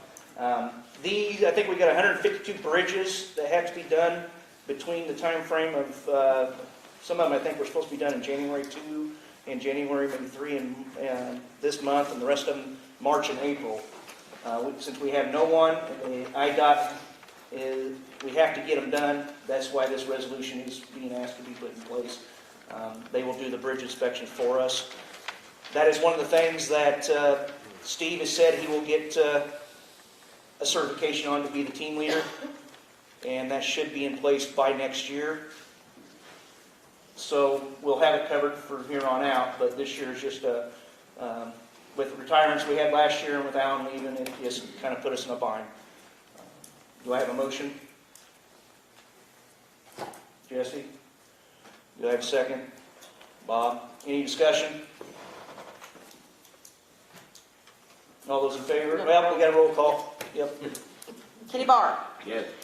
Barbara Bennett. Yes. Mark Bennett. Yes. Teresa Bain. Yes. Brian Kaufman. Yes. Dennis Sturdivich. Yes. Jesse Durbin. Yes. Julie Edwards. Gary Gergany. Yes. Rod Height. Yes. Matt Kessler. Yes. Larry Lenz. Yes. Sharon Ongman. Yes. Bobby Orman. Yes. Gary Patterson. Yes. Eric Piercy. Yes. Robert Simpson. Yes. Jeff Slifer. Yeah. David Switz. Yep. Lynn Williams. Yes. Motion passes unanimously. All right, Austin. Sorry to get you excited earlier, but hopefully you can regain that excitement. I'm gonna come right up here so everybody can see me. For those of you that don't know me, my name's Austin Pritchard. I'm the commander of the Shelby County Dive Team. Been the commander since 2014. Been on the team since 2009. Jordan Kamek couldn't be here tonight due to an accident he had. He's recovering from that, so I'm going to do my best to present for both of us. I'm going to start with this paper that I handed out. What this drawing is it's a building here in town. Was the Fire Pro building owned by Walt Spain that is for sale. He is currently asking $480,000 for that building. Works out to $32 a square foot. Talked to some realtors. That's kind of the going rate for that type of building. It's a steel structure building. The reason we started looking at this, the rescue squad occupies one bay at the firehouse. And actually, I would call that half a bay at the firehouse. I wouldn't call that a full bay. And they are allowed to use between the two lines, which is enough room to park the truck. They're not allowed to put any shelves against the wall, anything like that. I know Jordan keeps some gear and stuff at his residence that they have, whether it's uniforms, boots, that kind of thing. They need more space. They've got another truck that is actually parked at our facility that is parked outside that they would like to put into service, but they can't do that right now because they need a place to get it inside. The dive team currently occupies a building up on North Morgan that used to be what everybody called the Fox and Holland building when Fox and Holland started their masonry. That building is owned by SCCS. We occupy 2/3 of that building. SCCS has kept one bay to keep snow removal equipment in. I've been to them. I've asked them if we could utilize that other bay. We've been turned down on more than one occasion for that. We are, from the dive team standpoint, we are jam-packed in the space we have. We have 3 trucks, 3 boats. We've got boats pushed into the building. All the trucks have got to be pulled out before we can get boats out. Any kind of training we try to do inside, we've got to get everything pulled out so we can do that training. I know the rescue squad's the same way. Rescue squad, when it comes to some of their training, they've been able to go out to the highway department and do some stuff inside out there. What I'm doing tonight is presenting this information to all of you so we can look at, is there a place we can get some funds to potentially purchase a building, whether it's this building or whether it's something else. I don't know what's out there. Yeah, maybe the Arpa Funds, maybe that's an option. I don't know. If you look at this building, I kind of drew on there would be the west end. There's 2 bays there for the rescue squad to occupy. The center section for the dive team to occupy, which leaves the east end, which is mainly offices, and then back there in the corner there's another bay that is that's 30 foot by, I believe it was 48 foot, so a pretty good bay. I know there's been talk the coroner needs a place to park his van here so his deputy coroners can get to it. There's been talk that maybe Jessica could use some storage in there for her trailer or voting machine, something like that. There's been talk, we've talked about EMA occupying some of these offices. So this particular building could be a multi-purpose building for the county. It's just a matter of, can we fund something like that?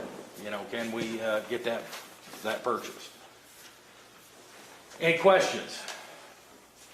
So the elephant in the room is, what numbers have you put to it already? Have you put, like, the building that is up by the park, what's the rental lease on that? And then what's the monies that are in the fire department? Can we pull those back, put them into this? What's going to be on that? Hold on. Our building up there by the park with SCCS, we are what it costs us. We pay utilities and we pay any maintenance on the building, and we get to use it. Utilities, typically $150 a month, somewhere in that neighborhood. As far as maintenance, since I've been commander, there really hasn't been a whole lot of expense in maintenance. There have been a few shingles that have had to be put on that blew off in a storm, a door replaced, that kind of thing. But as far as rescue squad, that was a 99-year lease out there at the firehouse that I don't know the details of that lease. I have a copy of the lease, and when the building was built in '97, it was a one-time payment of $26,000 for the rescue squad to go there to occupy one bay. It is an 8-bay firehouse. There's 4 doors on the front, 4 doors on the back. They're drive-through bays, but each one is considered 2 per door, front door, back door. But they paid a $26,000 fee one time. They don't pay any utilities or anything else. There's no time limit on that. No time limit. It is not 99 year. It says they can leave whenever they want. I know one of the other issues out there for the rescue squad has been after whoever the engineer that is on duty goes to bed, whatever, they get a call in the middle of the night, they have no access to the firehouse. They have to beat on the door, that kind of thing. I know in some of our trustee meetings we've talked about, well, I do security and that kind of thing. There's a pin pad that could be put on an overhead door that they could put in there. Have you had a meeting with the chief? Has anybody sat down? I sat down with him for an hour yesterday. He was willing to sit down with me. Well, I'm glad he's willing now, because in the past he hasn't been willing. He has scheduled meetings and people haven't shown up. But keys were given before to whoever the chief was, not the chief fire, the chief of rescue squad. And I don't know who that was at the time, but then there were keys made for every volunteer that worked for the rescue squad. and those people don't always stay and they leave, and then they had to have the locks changed to the fire department. Cody Miller's here with the rescue squad. Cody, have you ever been given a key for the? No, they haven't done that for years now, Okay. but they quit because everybody had a key. Okay. I didn't. No, no, you're fine. But yeah, I'm not Jordan, but I'm here representing rescue for the night. I can answer hopefully any specific questions. As my question was pointed and backhanded, I really am in favor of this project. I was just trying to get the full information. Sure. Anyway, because like you described, you've got room for several offices that we've got scattered. We've got room for storage that she desperately needs. It just boils down to the funding and the board and, The one thing as far as storage that you can't see on this drawing is if you look right about in the middle of the offices, I tried to draw in some stairs. There is a second floor above the offices that is basically climate-controlled storage right now. Can you give me an address for this building? Because I'm not familiar with. You know where Triple B's at? I'm not familiar with buildings. I don't know what the address is. Right next to Triple B. If Triple B's here, there's a lane. It's behind community services on 128 The new laundry yard's Triple B. Okay. Well, yeah. There you go. Okay. I got the general vicinity then. It's right next to it to the south. Okay, thank you. And it's back, there's buildings between 128 and this building. Okay. SCCS has a building there. So it's in behind that, west of that SCCS. It's good for all different agencies within the county. You can take care of the rescue squad, the dive team, holding records, EMA. There are so many different things, and I believe with the it's already wired compatible for computers and. Yeah, it's everything's set up. I mean, he had computers in there. I mean, as far as office space, when I've been in there, it looked like to me if you wanted to make an office bigger, it wouldn't be hard to remove a wall and make an office bigger. Gary? Austin, you said what they were asking for. Did you look into what new construction would cost for? On the low side, new construction runs about $150 a square foot. So if you take this building, actually I did a figure of 100 by 80, which would be what the dive team would like to have. That would be $1.2 million if you build a new building. So at $480,000, that sounds pretty good compared to 1.2, but pardon? What am I building out of? Well, looking at what the going cost for construction is right now, which is $150 a square foot, that's on the low end. But bear in mind, when you're building a government building, it's all prevailing wage. It's everything comes into play, so it pretty well doubles. Guaranteed. Well, I think it's something we need to continue looking at and maybe. Take a serious look at it. Yes, I tend to agree with that. Go ahead, Mark. But I don't think we can do anything commitment-wise tonight, but right. We're running a little long here, and I'd like to. Austin, the Spain family has pointed out to us, whenever we went and viewed the building as a group, that they are willing to let in county board members, if anybody wants to go do a walkthrough, and we can kind of visualize and show what we're seeing and what we're thinking about. Because, I mean, the picture does a great job, but it doesn't do justice to understand how much room everyone would actually have. I think we have two more questions here, Danny and Mark. Can you tell me approximately what year this was built? It was built in the early 80s. Yeah. You talked about stored records for you and stuff. Is this building equipped with a wall-to-wall sprinkler system? Yes, it has a sprinkler system. It was a sprinkler. That's what Walt Spade did, was a sprinkler I system. know that they sell them, but it's another thing to have it installed in your own building. And the building is climate controlled from one end to the other. Okay, and that furnace is large enough for that whole building? Well, there's more than one furnace. There's multiple furnaces. As a matter of fact, I think one thing we had looked at was what would be the west end where I've got rescue squad. I believe that was one furnace unit down there. And then the middle area was a furnace unit, and then the offices were something else. And those furnaces were replaced within the last 5 years. So they're newer furnaces. I'm just trying to get down to the incidentals and stuff, add-ons, like I said, roof inspection, fire extinguishers, electronics for your high-tech communication radios, antennas. Do you have to have special antennas for your equipment, for your radios? Or? All that stuff's mounted on trucks. Okay. There's been talk that, yes, it would be nice to put a radio system in there, but that's all something that we can work out of our budgets on down the road. It's not something that would have to be done immediately. Like insurance costs and stuff, you know?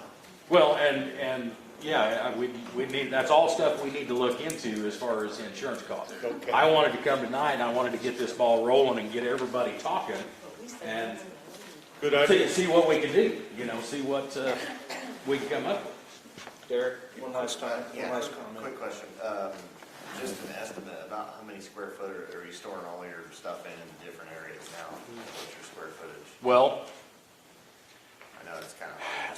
I believe the space the dive team occupies right now, that building is, I believe it's 50 foot deep by somewhere around 60 or 70. So this would give us enough space to back the trucks in with boats connected the way we would like to, and give us a little bit of room to grow down the road. Gary, if they're going to tour, they ought to see your building and see how many angles those trucks and boats are parked in there. Yeah. Getting them out and not destroying something is a task. Yeah, It's crammed in. Anytime somebody would like to see where we are occupied right now, feel free to get in touch with me. I'll give you my number after the meeting, or you can contact me at shelbycountydiveteam@gmail.com. One quick comment if I could. Can you be quick? I'll be quick.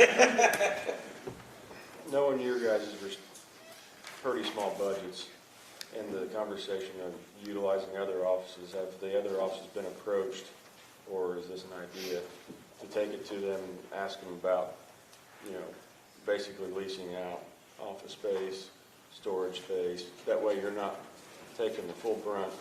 The county's taking the full brunt, but it's not coming so hard on you.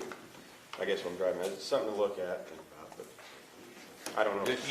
You're saying to lease out part of this space? Well, if the clerk uses part of it, if the coroner uses part of it, if EMA uses part of it, zoning, et cetera, they could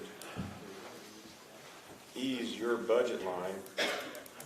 It's still going to cost the county, but it makes yours look a little bit better. Just thoughts.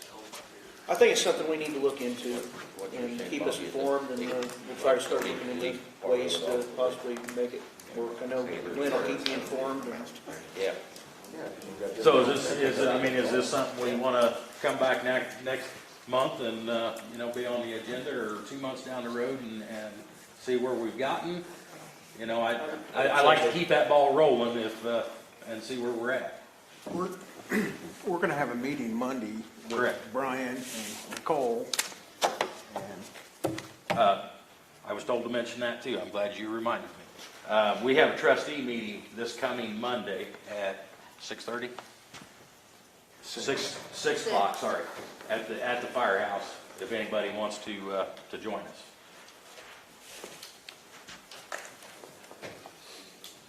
We might be able to take you up to the dive station too and show you how packed in. What time is it on the 14th? 6 So you're o'clock. doing it on Valentine's Day, guys? Yeah. Geez, you really want me to be in trouble. You need to get your Valentine's stuff done this weekend before Monday. Jeez, rough guys here, I tell you. Thank you, Austin. Okay, thanks, Austin. Thank you for your time. See,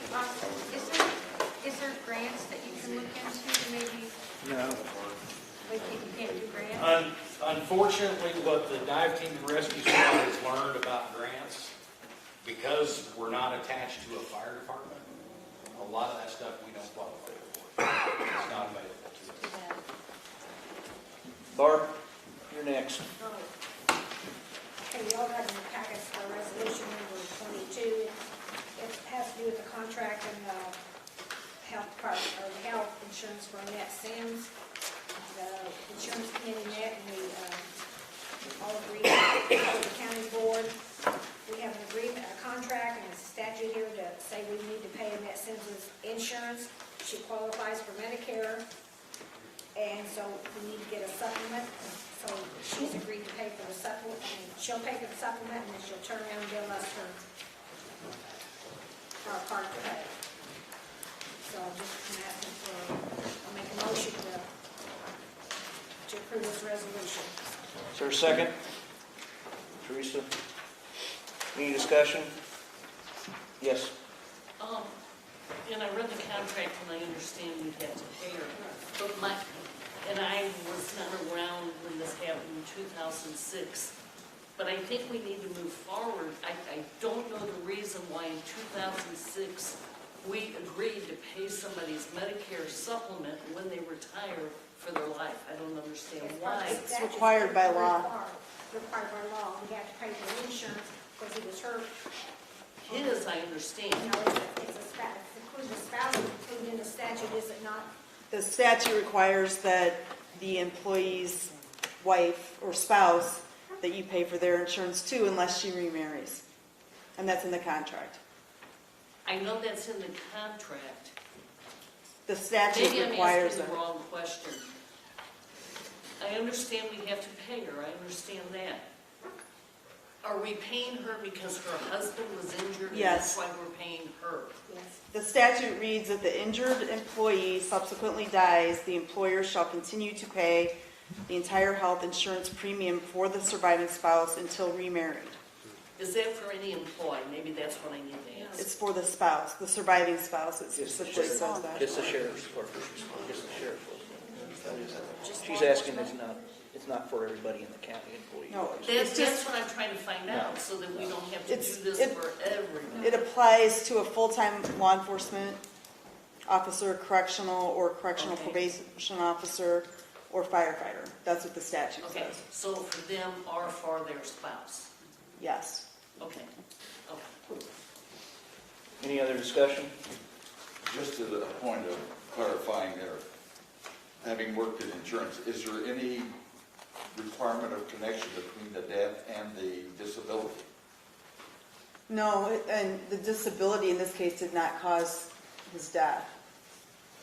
Did not cause it? No, he was injured, and then the statute says upon his death, even if it's not related, we have to pay that. And the statute was, or the agreement was made back in 2006. The statute also requires that once the employee's spouse becomes eligible for Medicare, then the county will provide supplemental insurance, but we don't have that. So she agreed if she'd get it, we just reimburse her. So it'll have the same effect. Any other discussion? Roll call. Kenny Barr. Yes. Barbara Bennett. Yes. Mark Bennett. Yes. Teresa Bain. Brian Kaufman. Yes. Dennis Sturdivant. Yes. Jesse Durbin. Yes. Julie Edwards. Yes. Gary Gergany. Yes. Rod Height. Yes. Matt Kessler. Yes. Larry Lenz. Yes. Sharon Ongman. Yes. Robert Orman. Yes. Gary Patterson. Yes. Derek Piercy. Yes. Robert Simpson. Yes. Jeff Slifer. Yes. David Switz. Yep. Lynn Williams. Yes. Motion passes unanimously. Gary, you're up. Yes. The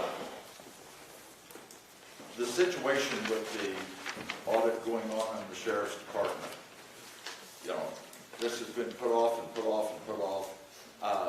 I have some concerns that what's going to come out of that audit, and it involves the sheriff's office.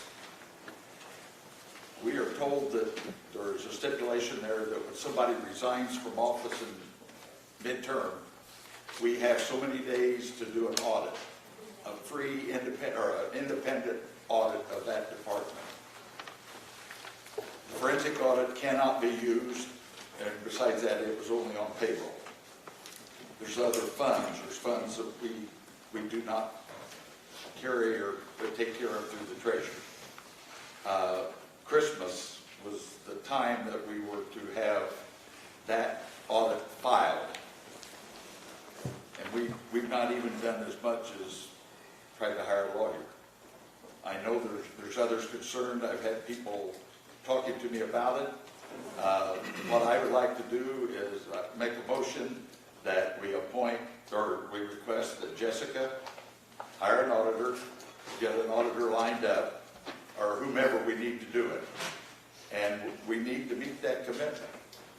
Especially if we're going to be in any hot water with this forensic audit that's, you know, it's been month after month. It's going to be done, it's going to be done, it's going to be done. I've talked to him.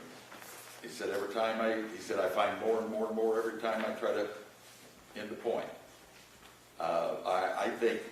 I know Nicole said there's counties around and they say, well, nobody does it. That's not a good answer for us if we're going to be looked at under a magnifying glass. If we're not going to do it, I think the board needs to vote and say we're not going to do it, and I want us to do that by roll call. Got a motion made, is there a second? I'll second it. Mark seconds. Any discussion? Do you have the actual statute? I did not bring it with me. I remember reading it. Yeah. What are we talking of money? I mean, we're going to have to do it either way, but Pardon? go ahead, David. David? Clarification on what we're trying to accomplish here. Trying to meet the requirement of the law. What's the statute? David? Are we past 180 days, like you said? Are we trying to hire an auditor? What are we trying to vote on? I'd just like to know what I'm talking I about. think his motion was to hire Are we an going to auditor. do it or not? To hire an auditor to do the audit the sheriff's department. If we're going to just kick it down the road, I think the board needs to make a stand and say we're not Jessica's going going to. to, Well, I would assume if it there would passes. have to be a request for proposal, and I've already talked to Nicole about the fact that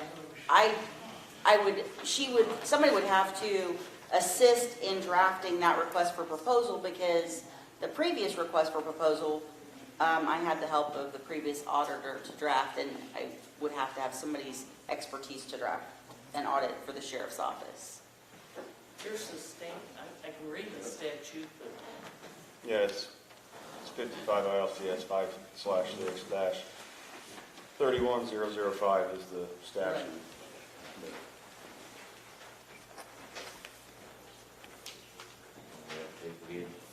Does this need to be brought up in a committee? 6-310. No, it's statutorily required. Anytime a department head, Specifically, any funds managed by a county official. In addition to any other audit required by this division, the county board shall cause an audit to be made of all funds and accounts under the management or control of a county official as soon as possible after such official leaves office for any reason. That's the first sentence. The audit shall be filed with the county board no later than 180 days. The audit shall be performed, and the audit report shall be prepared and filed with the chairman of the county board by an auditor. So it's 55 ILCS 5/6/31005. And then the county auditor do it? Has to be all right. As used in this section, county officials means any elected county officer or any officer appointed by the county board who is in charge of management or control of any funds. An audit means a post facto examination of the books, documents, records, or any other evidence relating to obligation, receipt, expenditure, or use of public funds in the county, including governmental operations relating to such obligations, receipt, and expenditures or use. So ex post facto examination of the books is post retirement or resignation independent of the other audit, because they're going on at different times. It could be any time during the year. So it's got to be independent. So it can't be the county auditor we just hired. Well, it could be. It could be the same auditor, but they have to do a separate audit. Yeah, that's what I'm asking. I mean, could we not contact the auditors we just hired to do a separate audit on this particular? Wouldn't that be cheaper? Well, and I had suggested previously to at least talk to John Vanderburg, because some of this has been done. I understand not all of it has been, but why are we paying to repeat some of what has already been done? So what he has done has been, in addition to the annual audit, it's not all of what needs to be done, but why would we pay for that a second time? So it's worth talking to him about. I think to be fair to the sheriff, he needs protection of knowing where the starting point is for him. I would hate to take that job over and be held accountable for what the last two sheriffs have done that have resigned. So are we doing it just from when Sean was the sheriff, or are we going back, or what, I mean, is that when? Well, the first, Just when Sean was the sheriff, that's what we need the audit for, just? Well, I know they were for Don. Well, that. How far are we required to go back? Yeah, technically, any time that the change is office. Because we got Don and then we got Sean too. So we Is have this to all do continuous this at one, or are we gonna have to do each sheriff Well, separate? technically, the way the statute reads, every time you switch an elected official, you're gonna have to audit their office. So we need So two. you're gonna have to increase your budget quite a substantial amount. Negative $16,543 in our budget, For your audit line item. yeah. So, You know, if we're not gonna do it, this vote, we're not gonna do it. yeah, I wanna- I'm just throwing that out here, 16,000 over on your budget We line need now. to be clear on our it's intentions. also a pretty good reason to have all the funds run through the treasury. increase that limit so much.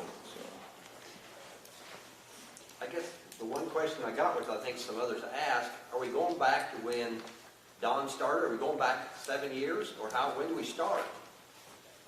I think the statute only says you go back a certain time frame on that. What's the statute say on the time frame? I think you go back to right where the other audit was, because it was previously done as not a suspicious audit at that point. You have the forensic audit on that, so you would go back to the beginning of where the last audit ended. Mr. Chairman, Yes. this is not public body comment. Okay. So, to that point, the forensic audit is payroll only. The sheriff does not do payroll. The sheriff has extra accounts that they handle. So those accounts need to be audited post Dawn, post Sean, and move forward. 2 separate audits, move forward. But you're looking at September 1st till Don left in June. September 1st of the year before Don left. So it'd be September 1st of 20 till he left in June of 21. And it would not include payroll. No, he doesn't handle payroll. That's the whole difference of the It forensic does audit not. is payroll. Payroll's done. This audit is all the accounts that the It's the sheriff other accounts. controls. That's what he said. He But said it it would start doesn't. with the year prior to when he retired. So it starts September 1st of 20 and go till he retired. Well, time frame, I don't know the time frame what they audit. I really don't. It doesn't say anything. We're obviously audited every year as of the end of August, Yes, so it we would surely be wouldn't for have to duplicate that audit. It would be from the last audit that was done So for the it'd be county, September 1st. that period, till he retired or left. Okay, that would make It sense. would be just those accounts that involve funds. Yeah, everything but the payroll. And then for Sean, it would be from June whatever, or well, whenever he's appointed to when he resigned, Like 90 days. whatever that was. Yeah, okay.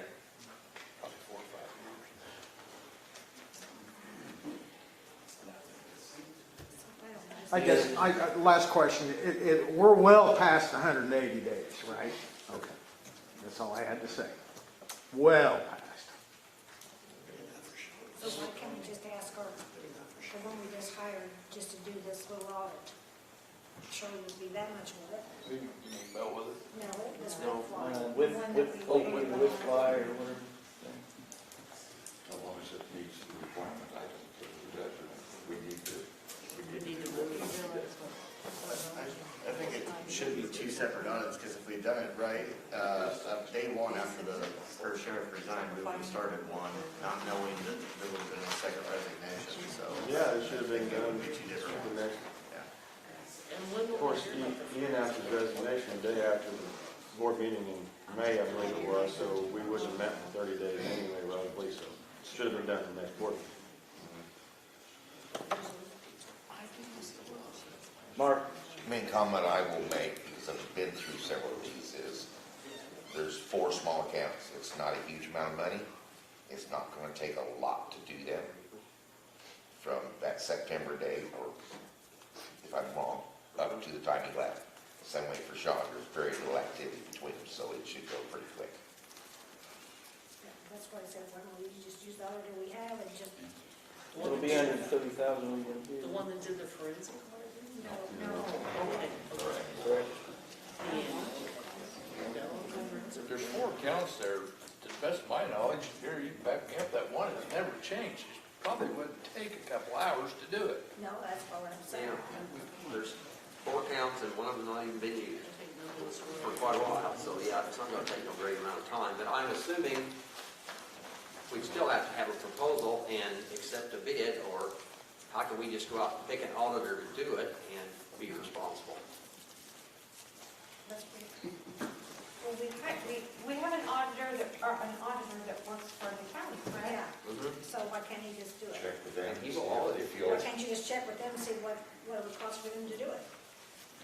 Would you like to amend your motion to, into what Barbara said, and have Whitley have Jessica look into Whitley doing it? Yeah. We're actually going to have a call with Whitley on Tuesday. Do you think you could have David ask about that, since you're not going to be on the call, Brian? Sheriff? Sure.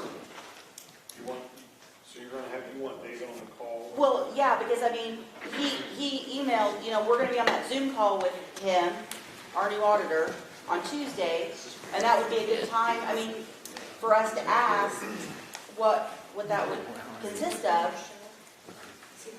Okay. So, yeah, at least then we would all be hearing the same thing. With all the comments on that. So,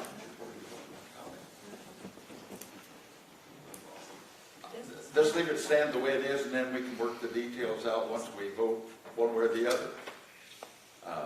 Well, the way your motion stood, we're going to put it out for an RFP. That we have the audit done. We vote to have the audit done, and we can check with our current, and if they feel qualified and that this isn't an overlap on them, I don't care who does it, as long as we get a free, independent audit, which is required. I think you need to amend it to say we're doing 2 audits, because we got 2 sheriffs in this last year. Yeah, I would agree there, but the last one was pretty short. Should be. Yeah, but we need to do gotta it because that's a requirement. Still gotta do it, yeah. Yes. I make a motion to amend the main motion to include seeking the cost from Whitley to do both the Coons audit and the McQueen audit. So we have an amendment to the main motion of getting a cost from Whitley to do an audit on Sheriff Don Coons and Sheriff Sean McQueen. Is there a second? Bob Simpson seconds it. Any discussion on that? and we're talking those 4 special accounts, The sheriff's account. or all of the The accounts? sheriff, Whatever the auditor says you Sheriff's gotta do. Can you repeat this as you get it all done? Okay, so we have a motion, amendment to the motion that's been made, properly seconded. What it says now is we will check Whitley to have them, what the cost will be to audit Sheriff Don Kuntz's and Sheriff Sean McQueen. And it's been seconded. Any discussion? We don't have to have roll call on this one because we're not technically spending money on this one, so. But I would like to request roll call on it. On the amendment? No. On the amendment? I think, not on the amendment. Okay, that's what I'm saying.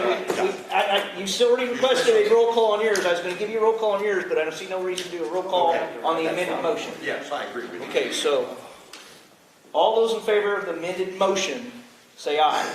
Aye. Opposed? No. Motion passes. So now we have a new main motion that states we will audit, we'll look into the Whitley, we have the cost of auditing the sheriff, Don Coons, and Sheriff Sean McQueen.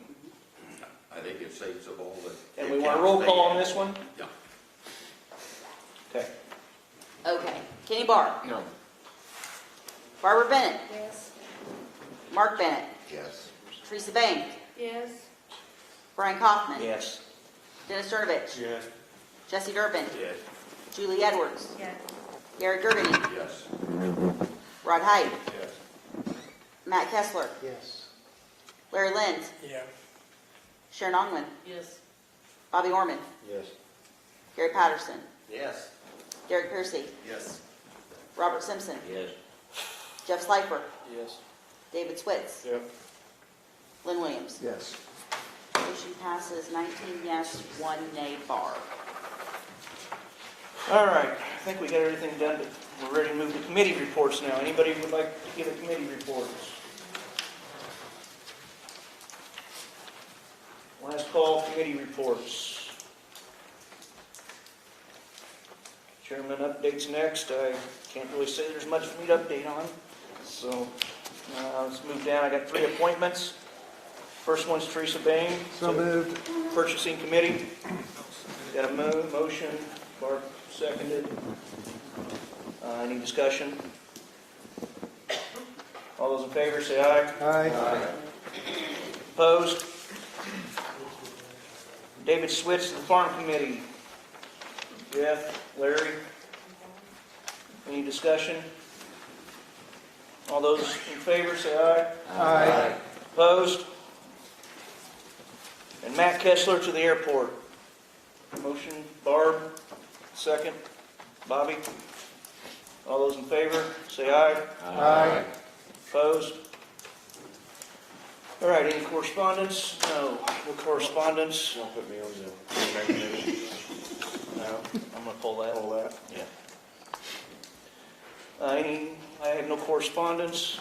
Approval of claims. Would you like to make a motion to approve the claims? Mark? Bob? Any discussion?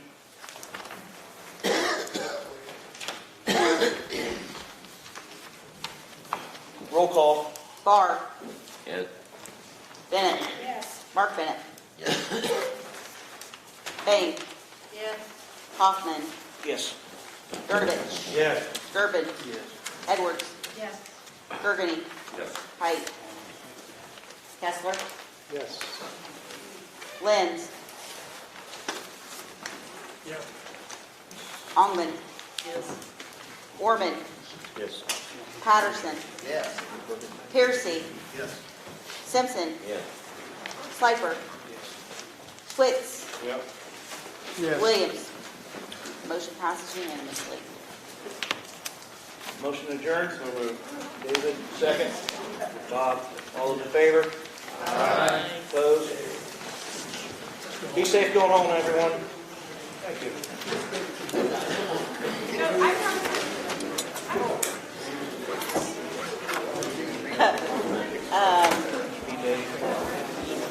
It doesn't include personal, nothing personal. I'm mine. Yeah. So you don't have to put anything in. Bar after